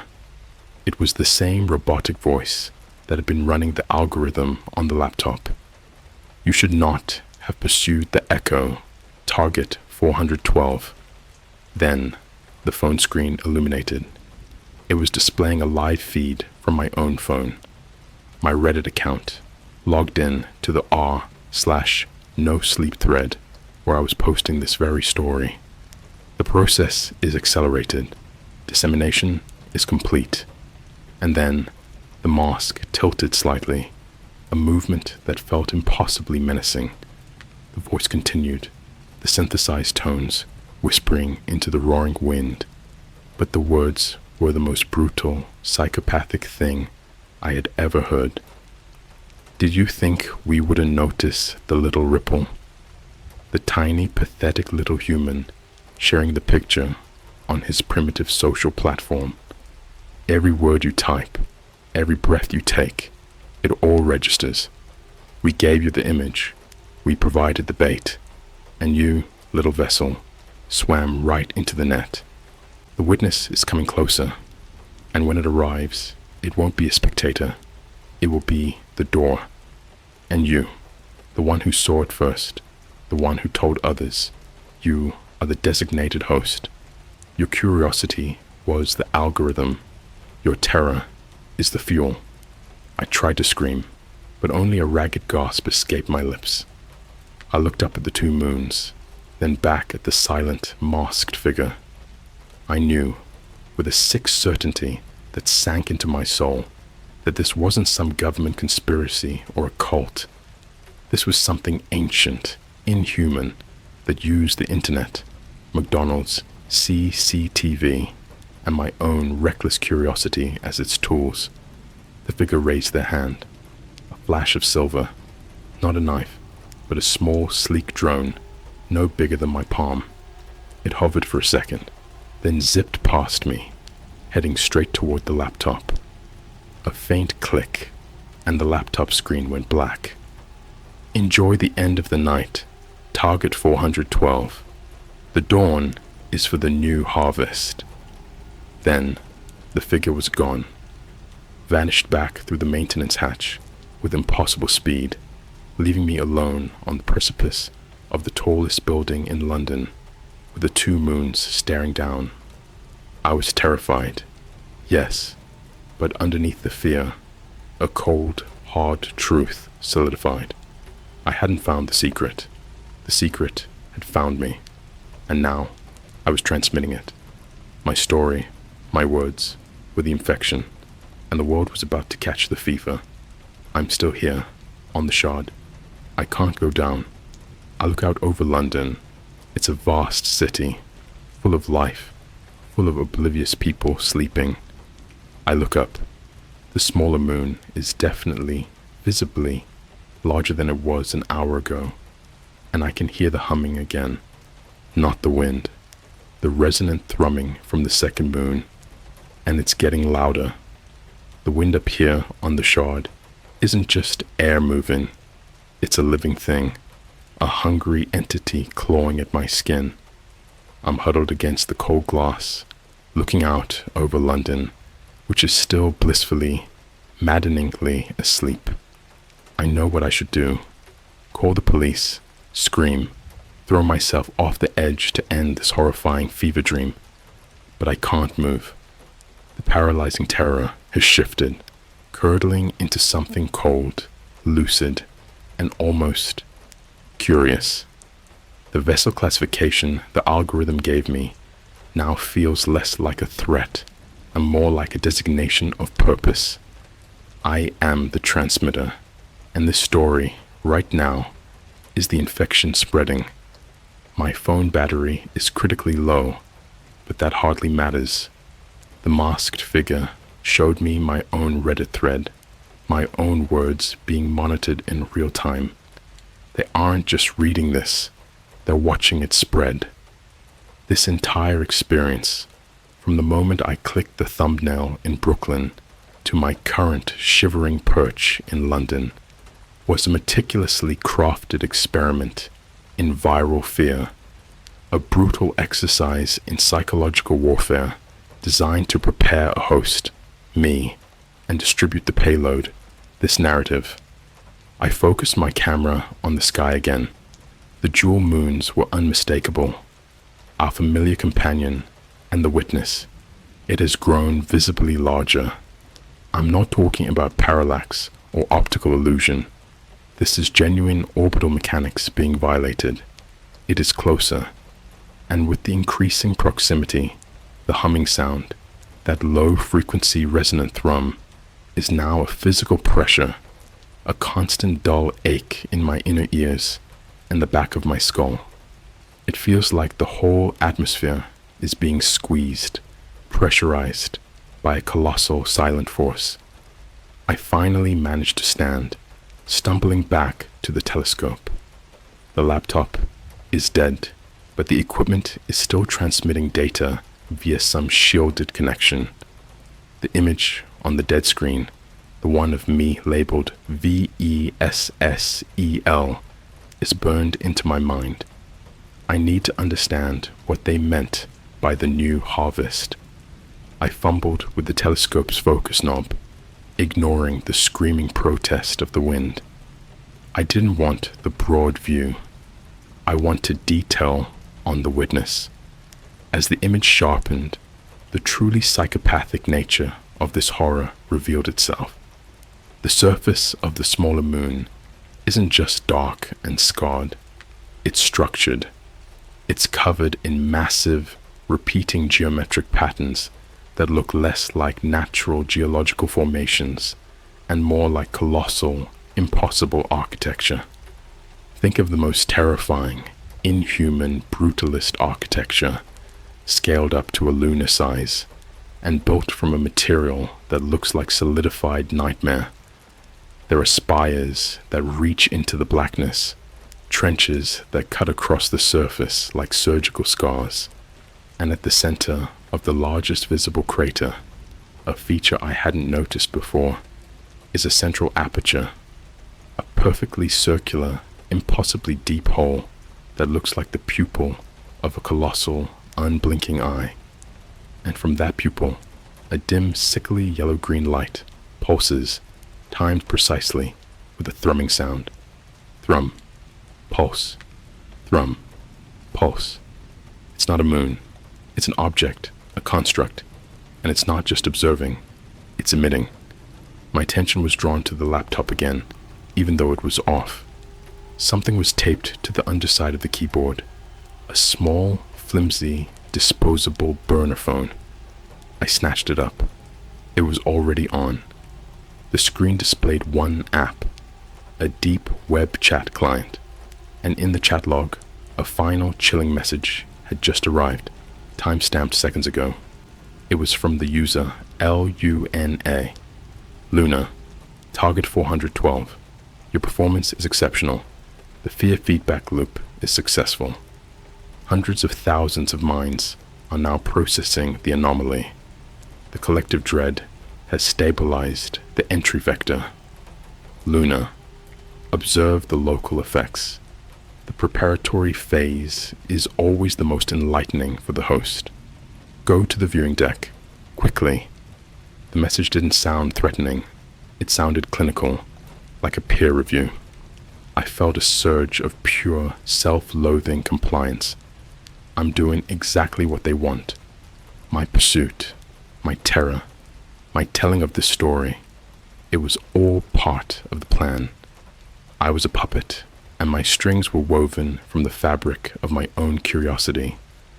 I stumbled down the final few flights of stairs to the public viewing platform, heart hammering, the thrumming now so loud it was drowning out the wind. The platform was deserted, dark, but as my eyes adjusted, I saw him. A man, late middle age, impeccably dressed in a nice suit, lying face down near the panoramic window. He wasn't breathing. I approached cautiously. The wind howled through the ventilation gaps.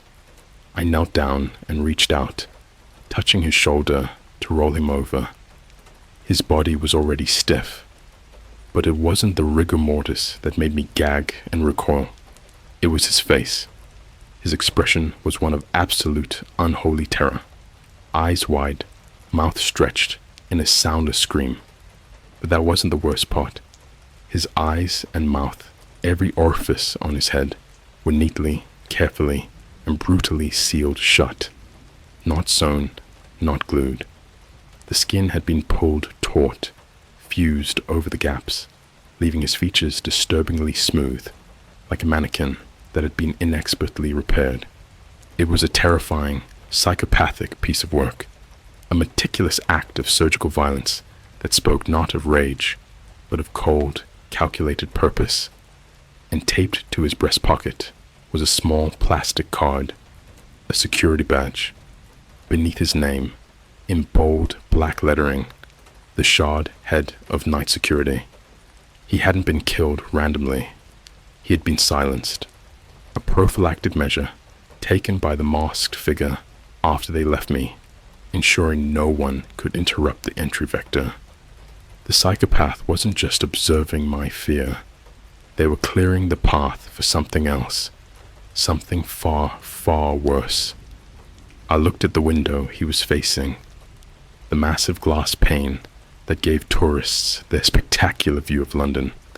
On the glass, right at eye level, smeared across the cold surface, was a message written in a viscous, dark fluid. Blood? No, it was too black, too thick. The message was one word: host. And then I felt it. The thrumming intensified, reaching a crescendo. The yellow-green pulse from the witness became a blinding flash. It wasn't a remote source of light anymore. It felt like a spotlight turned directly onto the shard. All the lights in the city below flickered once, twice, and then plunged into absolute darkness.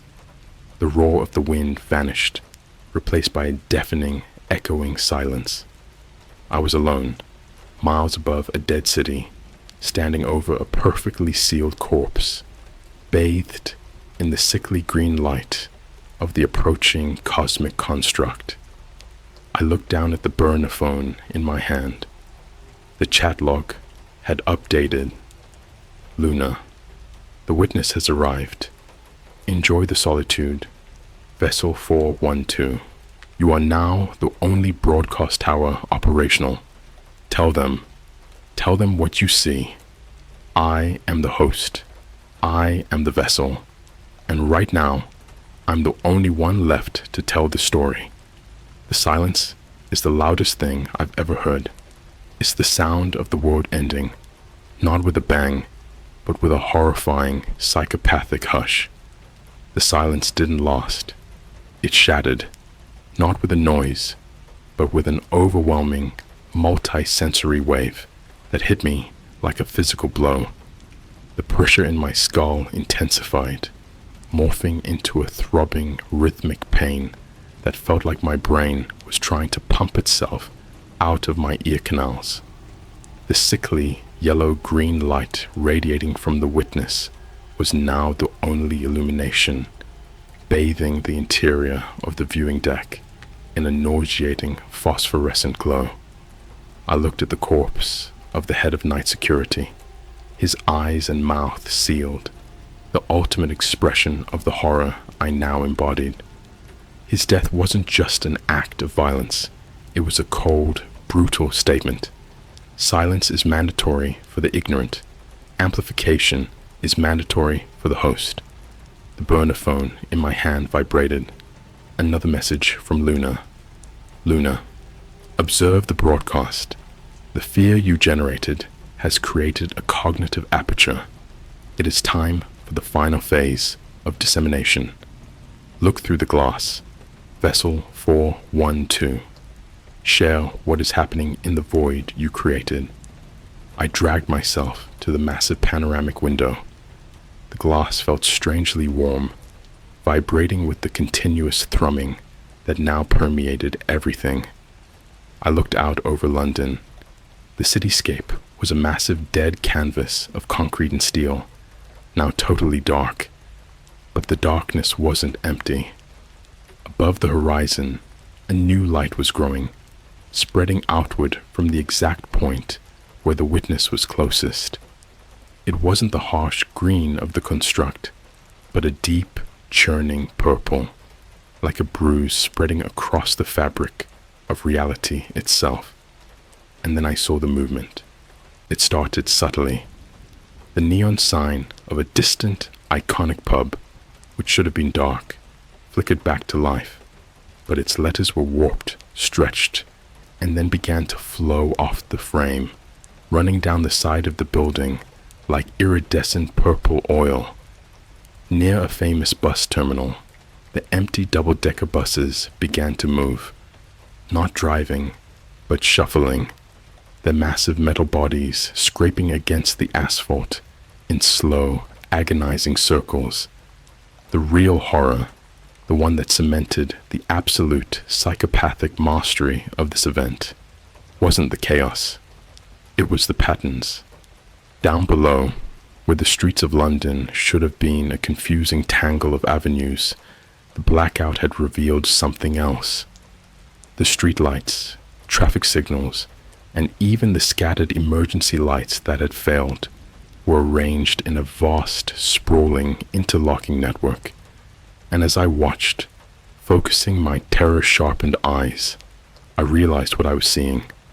The entire street plan of central London, the accidental and organic layout of centuries of growth, was, under the alien light, revealing a hidden truth.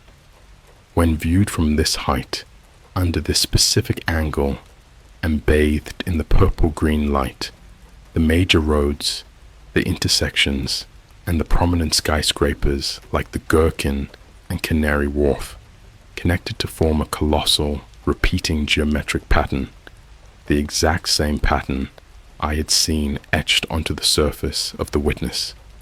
The entire city wasn't just built on land, it was built upon a template. London wasn't a city, it was a sigil, a massive, pre-existing occult schematic. And the blackout, the silence, and the fear spreading through the internet, my story, my transmission, were the keys turning the lock. The thrumming suddenly doubled in intensity. The sound was so physically violent, it felt like my teeth were vibrating loose. I looked up. The witness was no longer a sphere. It had begun to subtly unfold. The massive, geometric structures on its surface were shifting, like petals peeling back from a horrifying cosmic flower. The central aperture, the eye, was widening. And then I heard the voices. They weren't coming from outside. They were coming from inside the thrumming. Millions of whispers, chattering, overlapping, so fast that no individual word could be discerned. Yet the overall meaning was horribly clear. They were a sound of immense, non-human satisfaction. It was the sound of a harvest being claimed. I looked down at the street again, and the final, most brutal detail of this cosmic invasion became apparent. On a side street near a dark, deserted Starbucks, a figure moved, tall, slender, dressed in black. The same masked figure from the shard rooftop. They were carrying something. They stopped under a broken street lamp, and the flickering purple light illuminated what they were dragging. It was a body.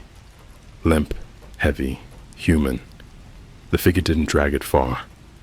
They stopped directly beneath a major intersection where 3 specific, repeating lines of the geometric sigil met.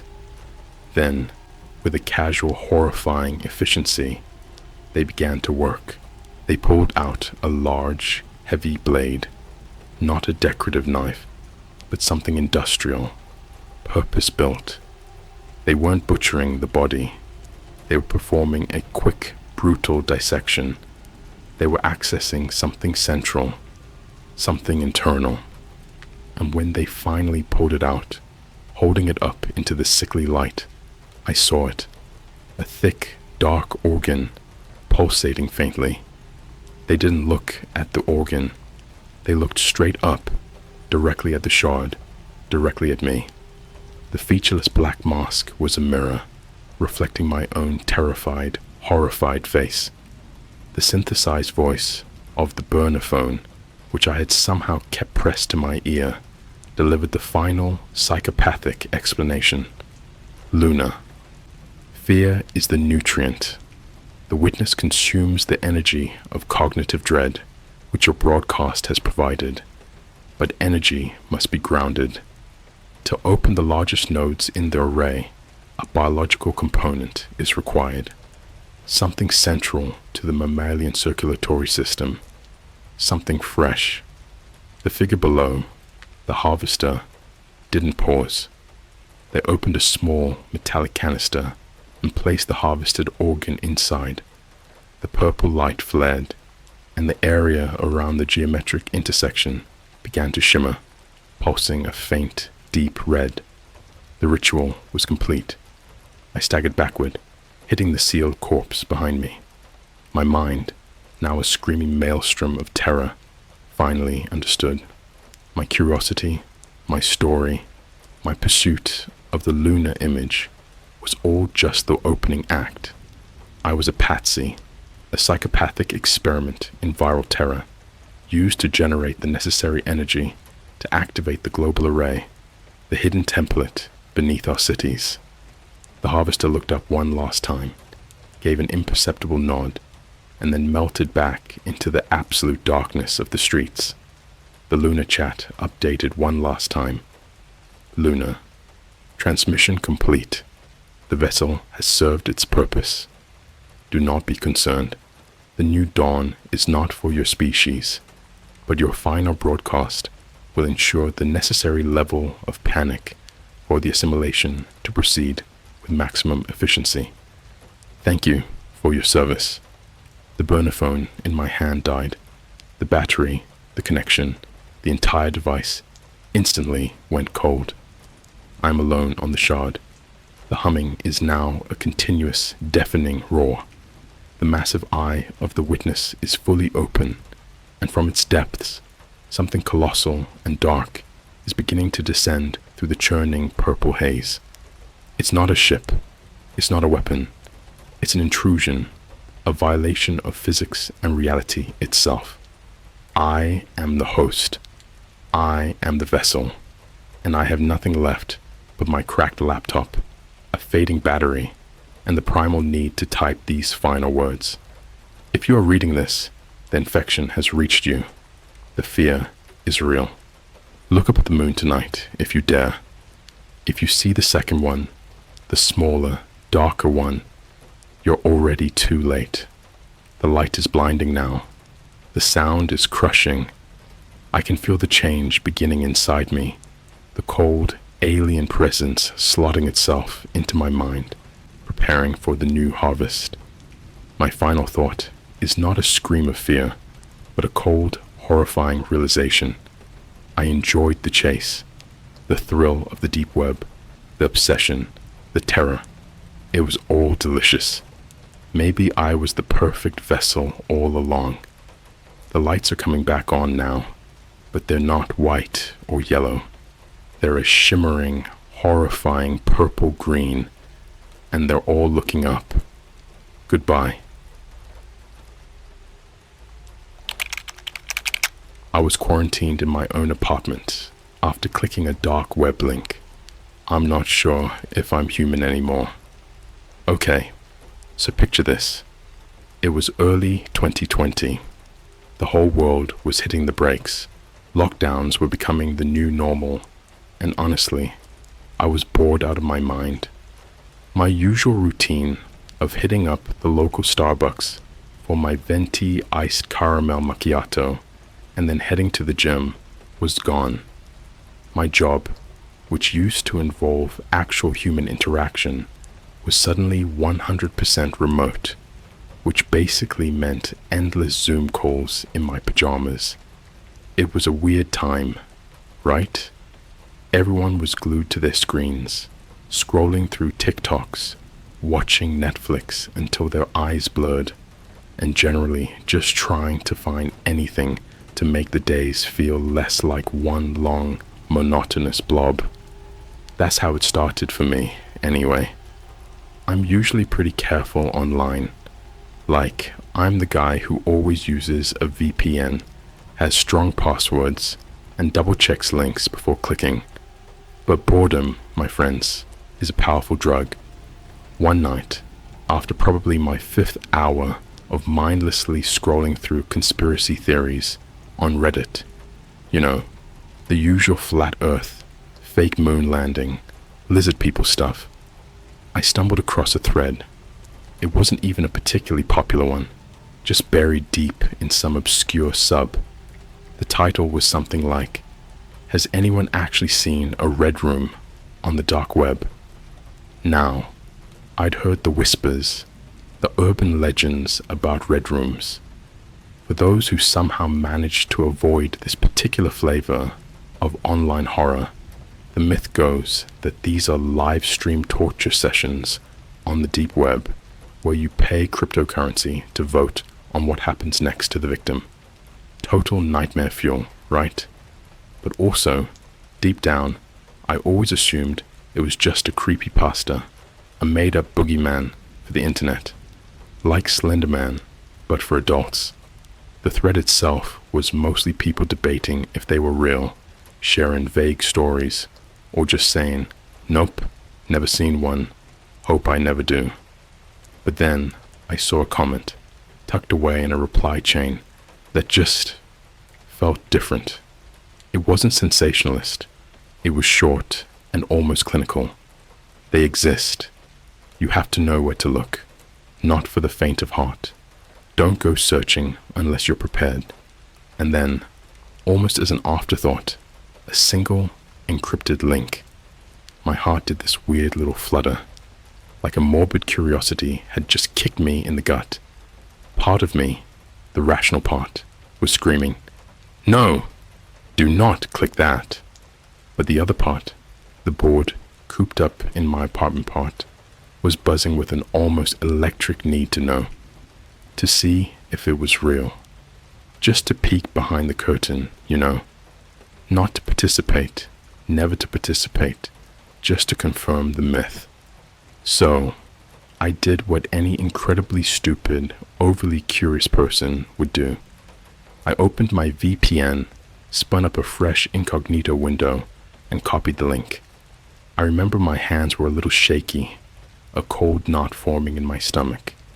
It wasn't a .onion link, which I found a little weird for something supposedly so deep web. It looked more like a normal, albeit very long and complex, URL. A URL that, in hindsight, looked like it had been specifically designed to look just plausible enough to click. I hit enter.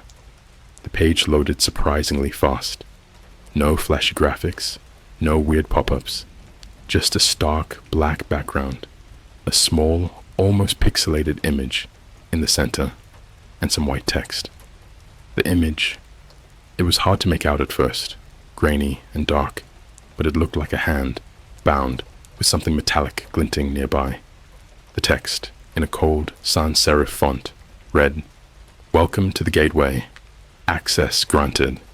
And then a countdown timer. Not for a stream, not for a video. A timer that was counting down from 24 hours. Below it, in slightly smaller print. Your session begins when the timer ends. Do not attempt to close this window. Doing so will result in termination of access. And then an even smaller line. Failure to comply has consequences. My blood ran cold. This wasn't a Red Room ad. This was something else. Something far more personal. I tried to close the tab, my mouse hovering over the X. But before I could click, my screen flickered. Not just the browser, my entire monitor. The black background with the countdown filled every inch of my display, pushing everything else out of view. My desktop, my Spotify, my hundreds of open Chrome tabs, all gone, replaced by that chilling black screen and the steadily ticking clock. Panic, pure, unadulterated panic. I slammed my hand on the power button of my PC. Nothing. It wouldn't turn off. I tried unplugging it from the wall, yanking the power cord out with such force, I almost pulled the whole tower over. The screen, however, stayed stubbornly, unnervingly on. The countdown timer, still ticking. That's when I heard it. A faint, almost imperceptible sound, like a soft click, coming from inside my apartment. Not from my computer, from somewhere else. I felt a chill that had nothing to do with the air conditioning. This wasn't just a dodgy website anymore. This was something else entirely. And the timer was still ticking down. The screen was still glowing with that horrifying countdown, and the silence in my apartment suddenly felt thick, like being submerged in freezing water. I was breathing in short, shallow gasps, my eyes darting around the room, trying to locate the source of that click. It sounded mechanical, precise, like a lock engaging, or maybe a tiny camera shutter. I live on the 10th floor of this huge, modern building in the city center. You know the kind. All glass and steel, paper-thin walls, but supposedly super secure, with key fob access and a concierge who looks like a retired wrestler. I rushed to the front door, the one I'd locked and double-bolted out of habit. I gripped the knob and tried to turn the lower deadbolt. It was completely frozen. I yanked, pushed, jiggled the key I always leave in the inner lock. Nothing. The door was sealed shut, far more effectively than any mere deadbolt could manage. It felt like the frame itself had been welded. Okay, maybe I was just panicking. Maybe the humidity or something. I tried the kitchen window, then the balcony door. Same thing. Both were inexplicably locked, and not with the latch I'd used. It was a deeper, more profound lock. It was like I was inside a precious sealed vault, and the walls were tightening. I backed away slowly, my gaze fixed on my darkened reflection in the unmoving computer screen, and that damn timer, 23, 55, 12. My phone. I fumbled in my pocket for my phone, ready to call the building manager, or maybe even the police, to report a break-in, a bizarre computer virus, anything. But when I looked at the screen, it was blank, completely dead. I tried the power button. Nothing. It wasn't just out of battery. It was cold, unresponsive, like a piece of glass. I even checked the landline I keep in the kitchen for emergencies. Also silent, the dial tone replaced by a flat, dead hiss. That's when the true horror started to sink its teeth in. I wasn't locked in by some random glitch or virus. I was trapped, and the entity that trapped me had cut every single line of communication. I retreated to my living room couch, trying to force my brain to be logical. What was that clicking sound? It had to be a camera. The first thing I did was scan the room, looking for anything new, anything out of place. It took me a solid 5 minutes of frantic searching, running my hands along the bookshelves and feeling behind the potted fern before I found it. It was almost perfectly camouflaged, a tiny matte black lens, no bigger than the head of a pin, tucked into the top corner of the frame on my favorite framed print, a huge, cheesy poster of the Eiffel Tower I bought during a trip to Paris. The print was slightly askew, and behind it, a thin, almost invisible wire ran straight up and disappeared into the ceiling. I swore under my breath, a shaky, whispered curse. They weren't just watching my screen, they were watching me. And it wasn't just one. As my eyes became attuned to the dark shapes, I started spotting them everywhere. One near the speaker grill of my TV, another, barely visible, integrated into the smoke detector above my head, and the most disturbing one, hidden behind the little red light on my router, which was still inexplicably blinking green, meaning it was somehow still connected to the outside world, but only on their terms. The feeling of being observed was crushing. It was more than just a lack of privacy. It was a profound violation. It felt like a pair of cold, unseen eyes were pressed right up against my skin. I suddenly felt disgusting, exposed, remembering all the mundane, embarrassing things I'd done in this room over the past few days. Eaten cereal straight out of the box, dancing badly to Dua Lipa, picking my nose while watching a true crime documentary. Everything. As the night wore on, I stopped pacing. I didn't want to give them a show. I just sat on the floor, huddled in the corner where the cameras seemed to have the worst angle, pulling my knees up to my chest. I didn't turn on a single light, opting instead for the sickly bluish glow radiating from the immovable PC screen and the relentlessly ticking clock. Around 3 a.m., when the timer was showing just under 20 hours, something else happened that made my stomach bottom out. I heard a muffled, mechanical hum that seemed to vibrate through the walls. It wasn't the building's HVAC. It was coming from the kitchen. I crawled to the doorway, peeking around the corner. The kitchen was dark, but the small digital display on my stainless steel refrigerator was suddenly blinking. It usually displays the time. Now, it was showing a single, stark icon, an illuminated, open eye. And then, a notification sound, the exact, familiar ding I get from a Twitter DM, came from the fridge speaker. A synthesized, perfectly calm voice, devoid of any inflection, spoke softly into the terrifying silence. "We see you hiding, user 404 Sierra. Don't be afraid. We just want to ensure your compliance.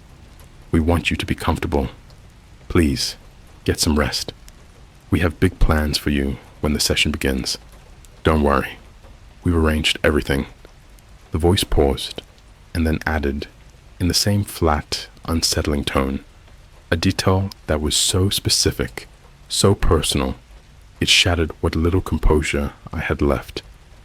"We even managed to get you that limited edition, discontinued mango dragon fruit refresher mix you like so much from the Seattle Starbucks, just in time.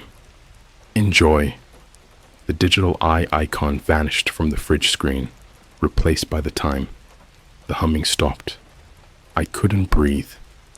That specific drink hadn't been sold for months. Only my best friend, whom I hadn't seen since the quarantine started, knew how obsessed I was with finding a copycat recipe. They didn't just hack my computer or my social media. They were monitoring my conversations, my life, and using hyper-specific, mundane details to prove how deep they were entrenched. I didn't sleep a wink.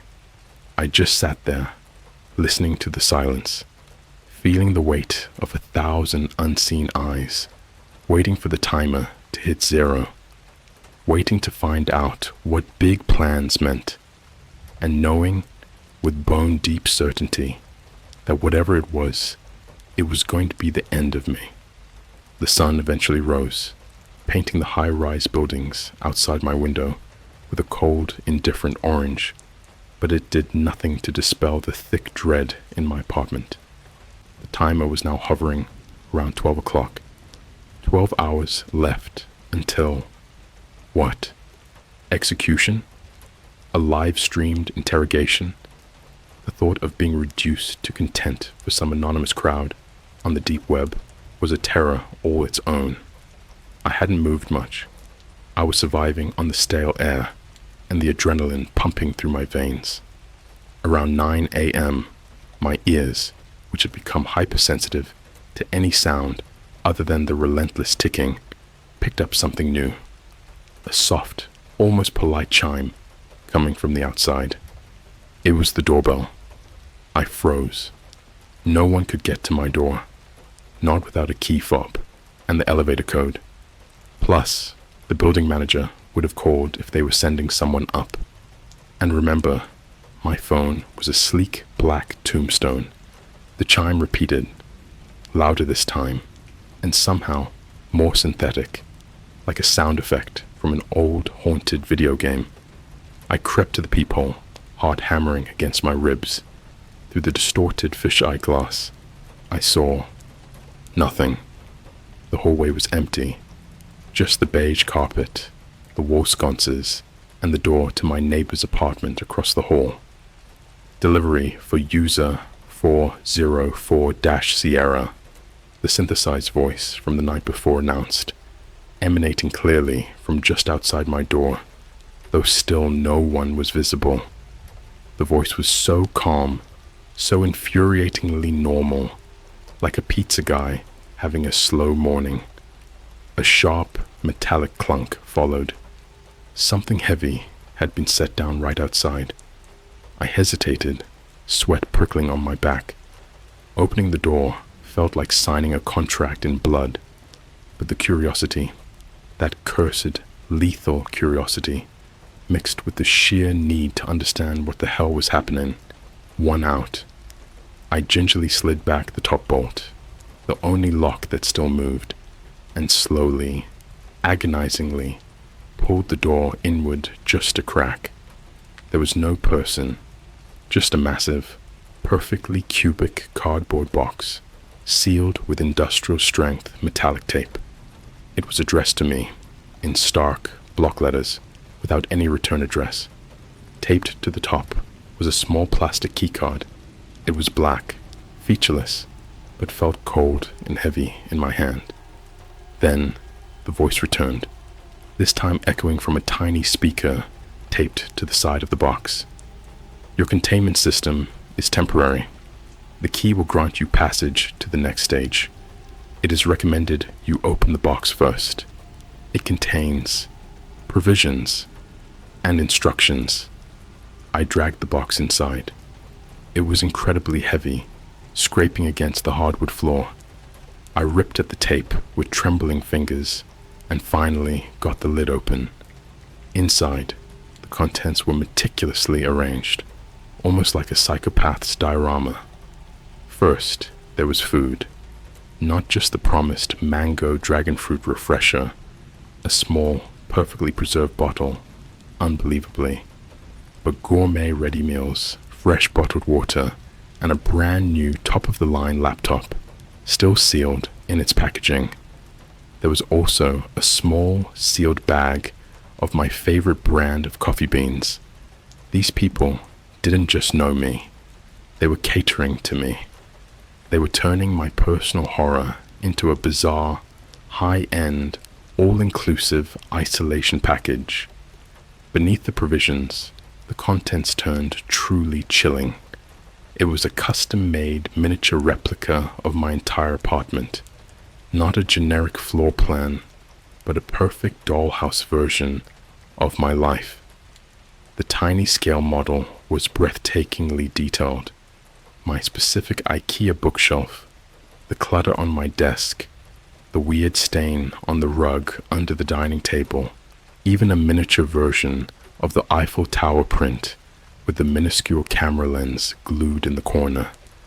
And inside the miniature living room, sitting on the miniature couch, was a small, crudely made figure. It was a doll, about 4 inches high, made of cheap plastic and string, but it was dressed in clothes identical to the ones I was wearing right now. A miniature version of me. I picked up the doll. It was unsettlingly cold. As I held it, a deep, resonant thump came from the ceiling directly above me. I looked up, but saw only the white acoustic tile.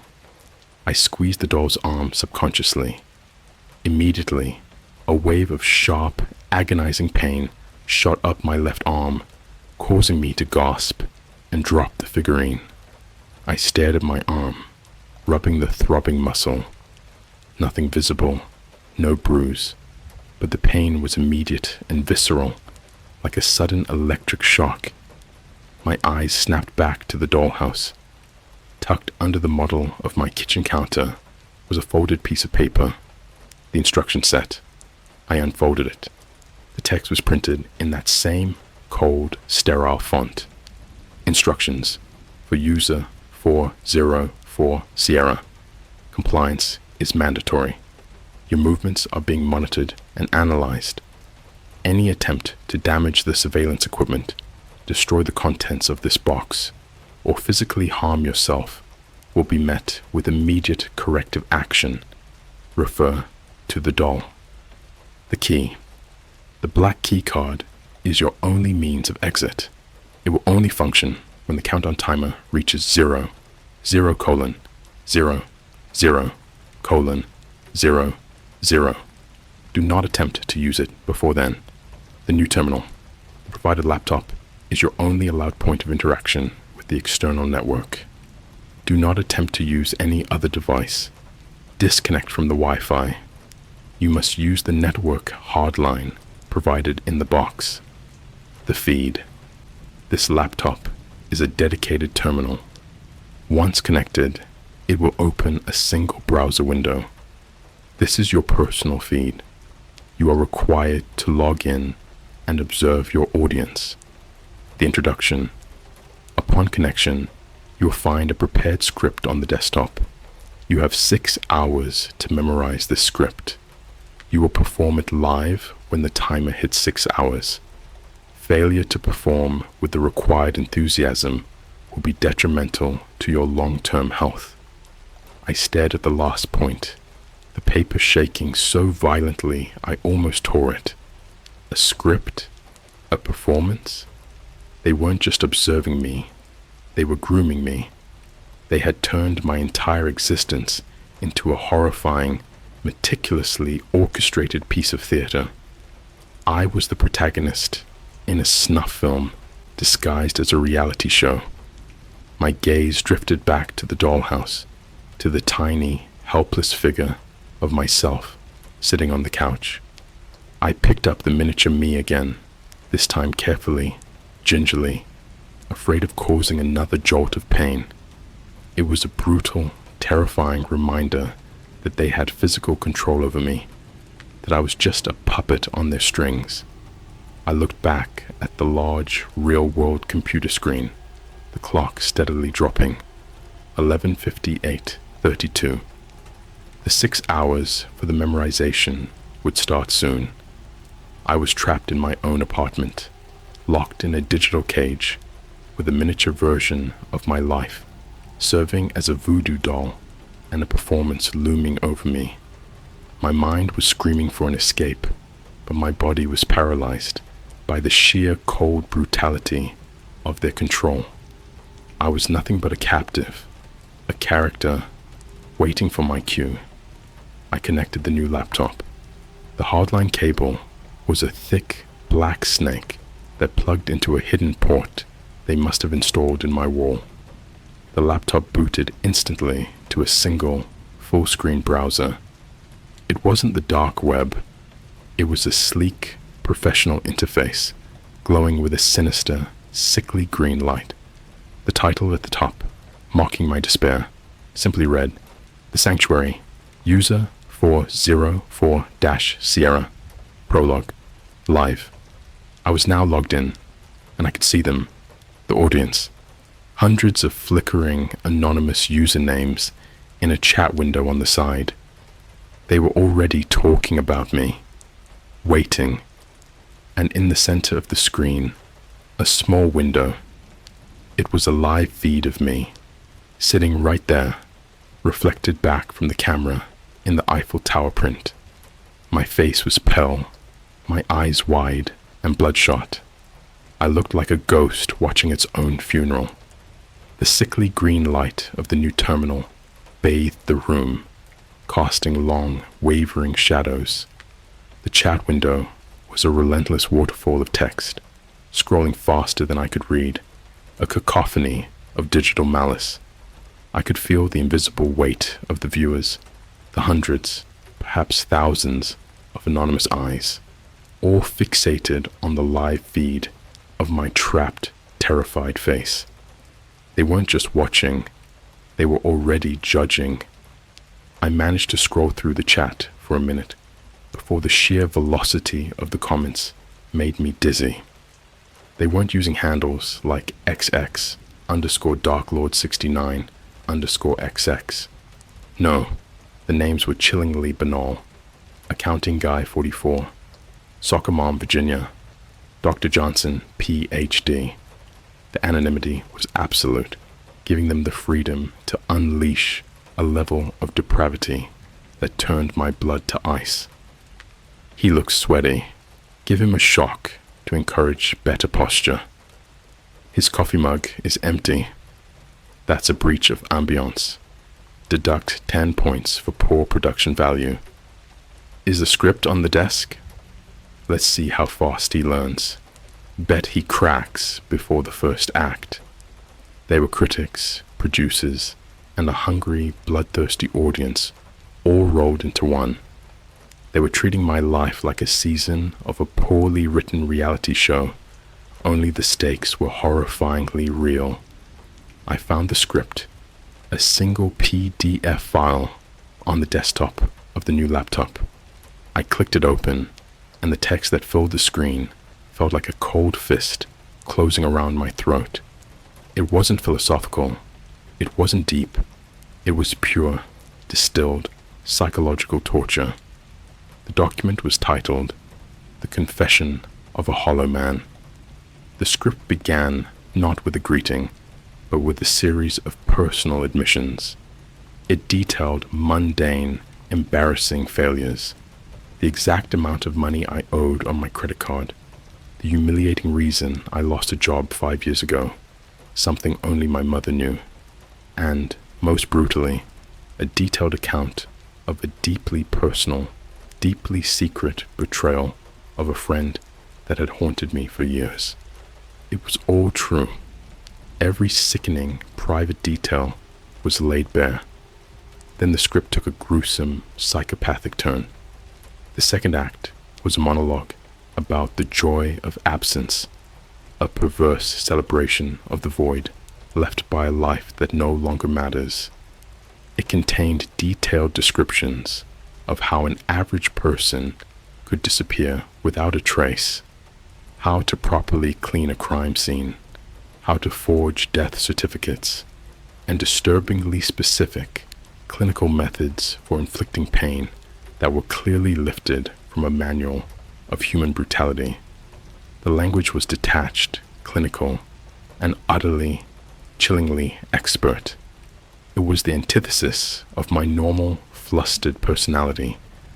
I was supposed to deliver this confession of my worst sins and then wax lyrical about the methodical pleasure of human destruction. My hands were shaking so violently I couldn't hold the laptop steady. I slammed it shut for a second, needing air. That's when the synthesized voice, now tinny and amplified, echoed through the apartment from the ceiling speakers I never knew I had. User 404-Sierra. The script is mandatory. Your audience is waiting for their prelude. Look at the doll. I looked down at the miniature version of myself, sitting on the dollhouse couch. As I watched, a tiny, almost imperceptible plume of smoke rose from the doll's head. An immediate, blinding migraine slammed into me, a spear of white-hot agony driving through my temples.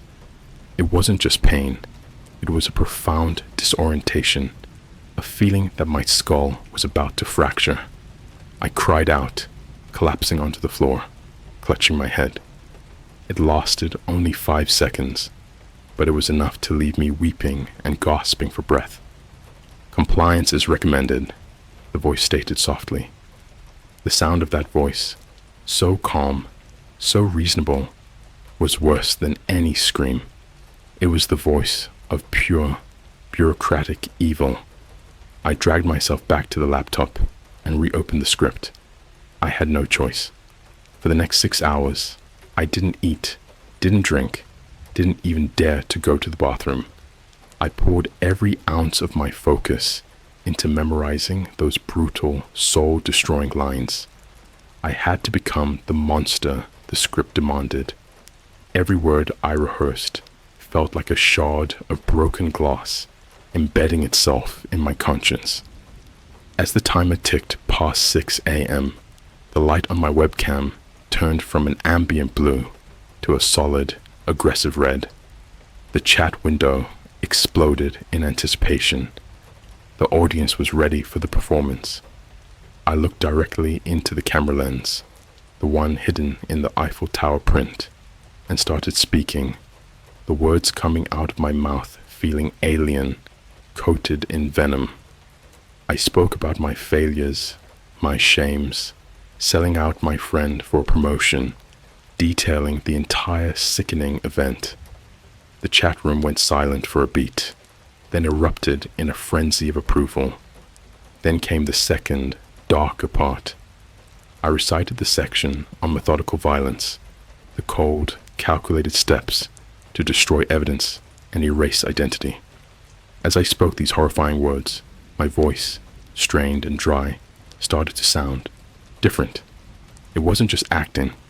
I felt a subtle, unnerving shift in my own mind, a dark, cold clarity that was almost seductive. The logic in the script, the sheer brutal efficiency of the psychopathic instructions was starting to make a terrifying kind of sense. I caught my reflection in the dark glass of the TV screen.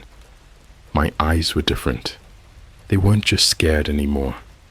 They held a strange, unsettling emptiness, a chilling reflection of the words I was speaking.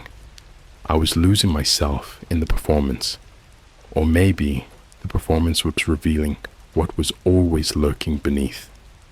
When I finally finished, dropping the final brutal line, a chilling declaration that all life is merely scaffolding for a better viewing angle, the timer on the main PC screen chimed, an elegant, crystalline sound that felt completely wrong. The screen turned solid, brilliant white. The chat room was an avalanche of congratulations, fire emojis, and calls for an encore. But I barely noticed. I was staring at the black keycard in my hand, the one that would grant me passage to the next stage. My body felt heavy, disconnected from my mind. The old me, the one who liked caramel macchiatos and hated confrontation, was gone, replaced by this hollow shell that understood the joy of absence. The synthesized voice, now louder and laced with a strange, proud warmth, spoke one final sentence. "Congratulations, user 404 Sierra. You have successfully completed your first session. Your training is complete. You are no longer of the audience. You are the content." I walked to the front door, the black keycard feeling like a weight of destiny in my hand. The door, which had been welded shut for days, now emitted a soft, electronic whir. The deadbolt retracted with a clean click. I inserted the keycard. The outside world was waiting, and I wasn't sure if the person walking through that door was still human. I stepped out of my apartment, the black key card still warm in my hand. The hallway was exactly as I had seen it through the peephole moments earlier. Beige carpet, indifferent wall sconces, but something had fundamentally changed. The air felt colder, thinner, and the silence was no longer the heavy, suffocating silence of my isolation, but a vast, expectant quiet, like the moment before a performance begins in a giant, empty theater. The door clicked shut behind me with a finality that sounded less like a lock and more like the snapping of a chain. I glanced back. The door was now entirely featureless, the peephole gone, the wood smooth and blank, indistinguishable from the surrounding wall. My prison had erased itself. I started walking towards the elevator, moving with a strange, detached efficiency. The old me would have been sprinting, hyperventilating, smashing the call button repeatedly. The new me, the one forged in the chilling clarity of The Confession of a Hollow Man, simply walked. My mind was calm, almost peaceful, filled with the cold, logical understanding of the script's final lesson, that fear is a poor motivator, but absolute clinical control is intoxicating. When the elevator doors opened, what was inside wasn't the mirrored, sterile box I was used to. The interior had been completely refitted. It was plush, lined with dark velvet, like the inside of a coffin, and bathed in a low, pulsing green light, the same sinister hue from my laptop terminal. There was only one button on the control panel, glowing with a soft intensity. It wasn't numbered 1 through 20. It was simply labeled The Sanctuary. I pressed it. The elevator didn't move with the usual jerk and shudder. It sank smoothly, silently, the pressure in my ears building rapidly, indicating a massive descent, far below the building's foundation. It felt like dropping into the deep, dark earth, heading towards some subterranean, secret realm. As the velvet box plummeted, a high-resolution screen flickered to life, integrated seamlessly into the velvet wall. It wasn't the audience feed this time. It was a close-up of my own face, a crystal-clear reflection from a camera I couldn't locate. And as I stared at the screen, I noticed something horrifyingly subtle about my eyes.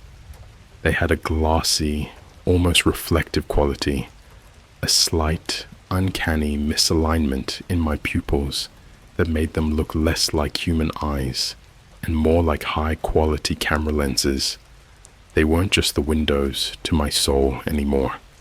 They were surveillance equipment. Then, the voice returned, not synthesized, but a deep, resonant, and disturbingly familiar baritone right next to my ear. It didn't sound like it came from a speaker. It sounded like it came from inside my own skull. The script was a mirror. User 404 Sierra. You looked into the void, and the void furnished itself with your deepest shames and darkest potential. That dark web link, that was just the bait. We've been inside your life, watching your feeds, listening to your calls, even the ones to your aging mother, for months. We crafted the perfect narrative for you. The voice chuckled, a dry, unsettling sound. You worried about the dangers of the deep web. The real terror is how easy it is to find the darkness inside a completely normal, modern human being. All we had to do was give you permission. The voice paused, then continued, its tone shifting to a terrifying professionalism. Your role, User 404 Sierra, is now to manage the content generation unit. You are the lead producer. The sanctuary requires fresh, engaging material. The audience demands it. We've placed a series of assignments in your new terminal. located in the lower level. They require a subtle touch, the kind of detailed, intimate knowledge only a fellow human, or what was a human, can provide. The elevator gave a final, gentle thump. The door slid open, revealing a massive, dimly lit chamber. It was colder down here, the air thick with the smell of metal and ozone. The chamber was lined with rows upon rows of computer terminals, each one glowing with that same sickly green light. And sitting at those terminals, hunched over keyboards, were people. Dozens of them, all silent, all focused. They wore generic black hoodies, their faces obscured by the shadows in the hoods, but their posture, their focused stillness, was chillingly familiar. I recognized the back of one head, the way the hair curled right above the collar. It was the friend I had betrayed, the betrayal I had confessed in the script, the one I hadn't seen since the quarantine started. He was now just another faceless, silent operator in the subterranean digital factory. A small, velvet-covered podium stood directly in front of the elevator. On it sat a brand new polished silver laptop. It was my terminal. I approached it, the weight of the silver machine drawing me closer. The screen was already on, displaying a map. Not a map of the world, but a highly detailed, real-time tracking grid of my entire city, complete with blinking numbered icons. Each icon was a human being. Beside the map was a single, file-titled document. Assignment 1, McDonald's Run. My heart, or the cold, hard lump where my heart used to be, didn't race. It just acknowledged the task. The brutal efficiency of the script had hollowed out all resistance. I picked up the silver laptop.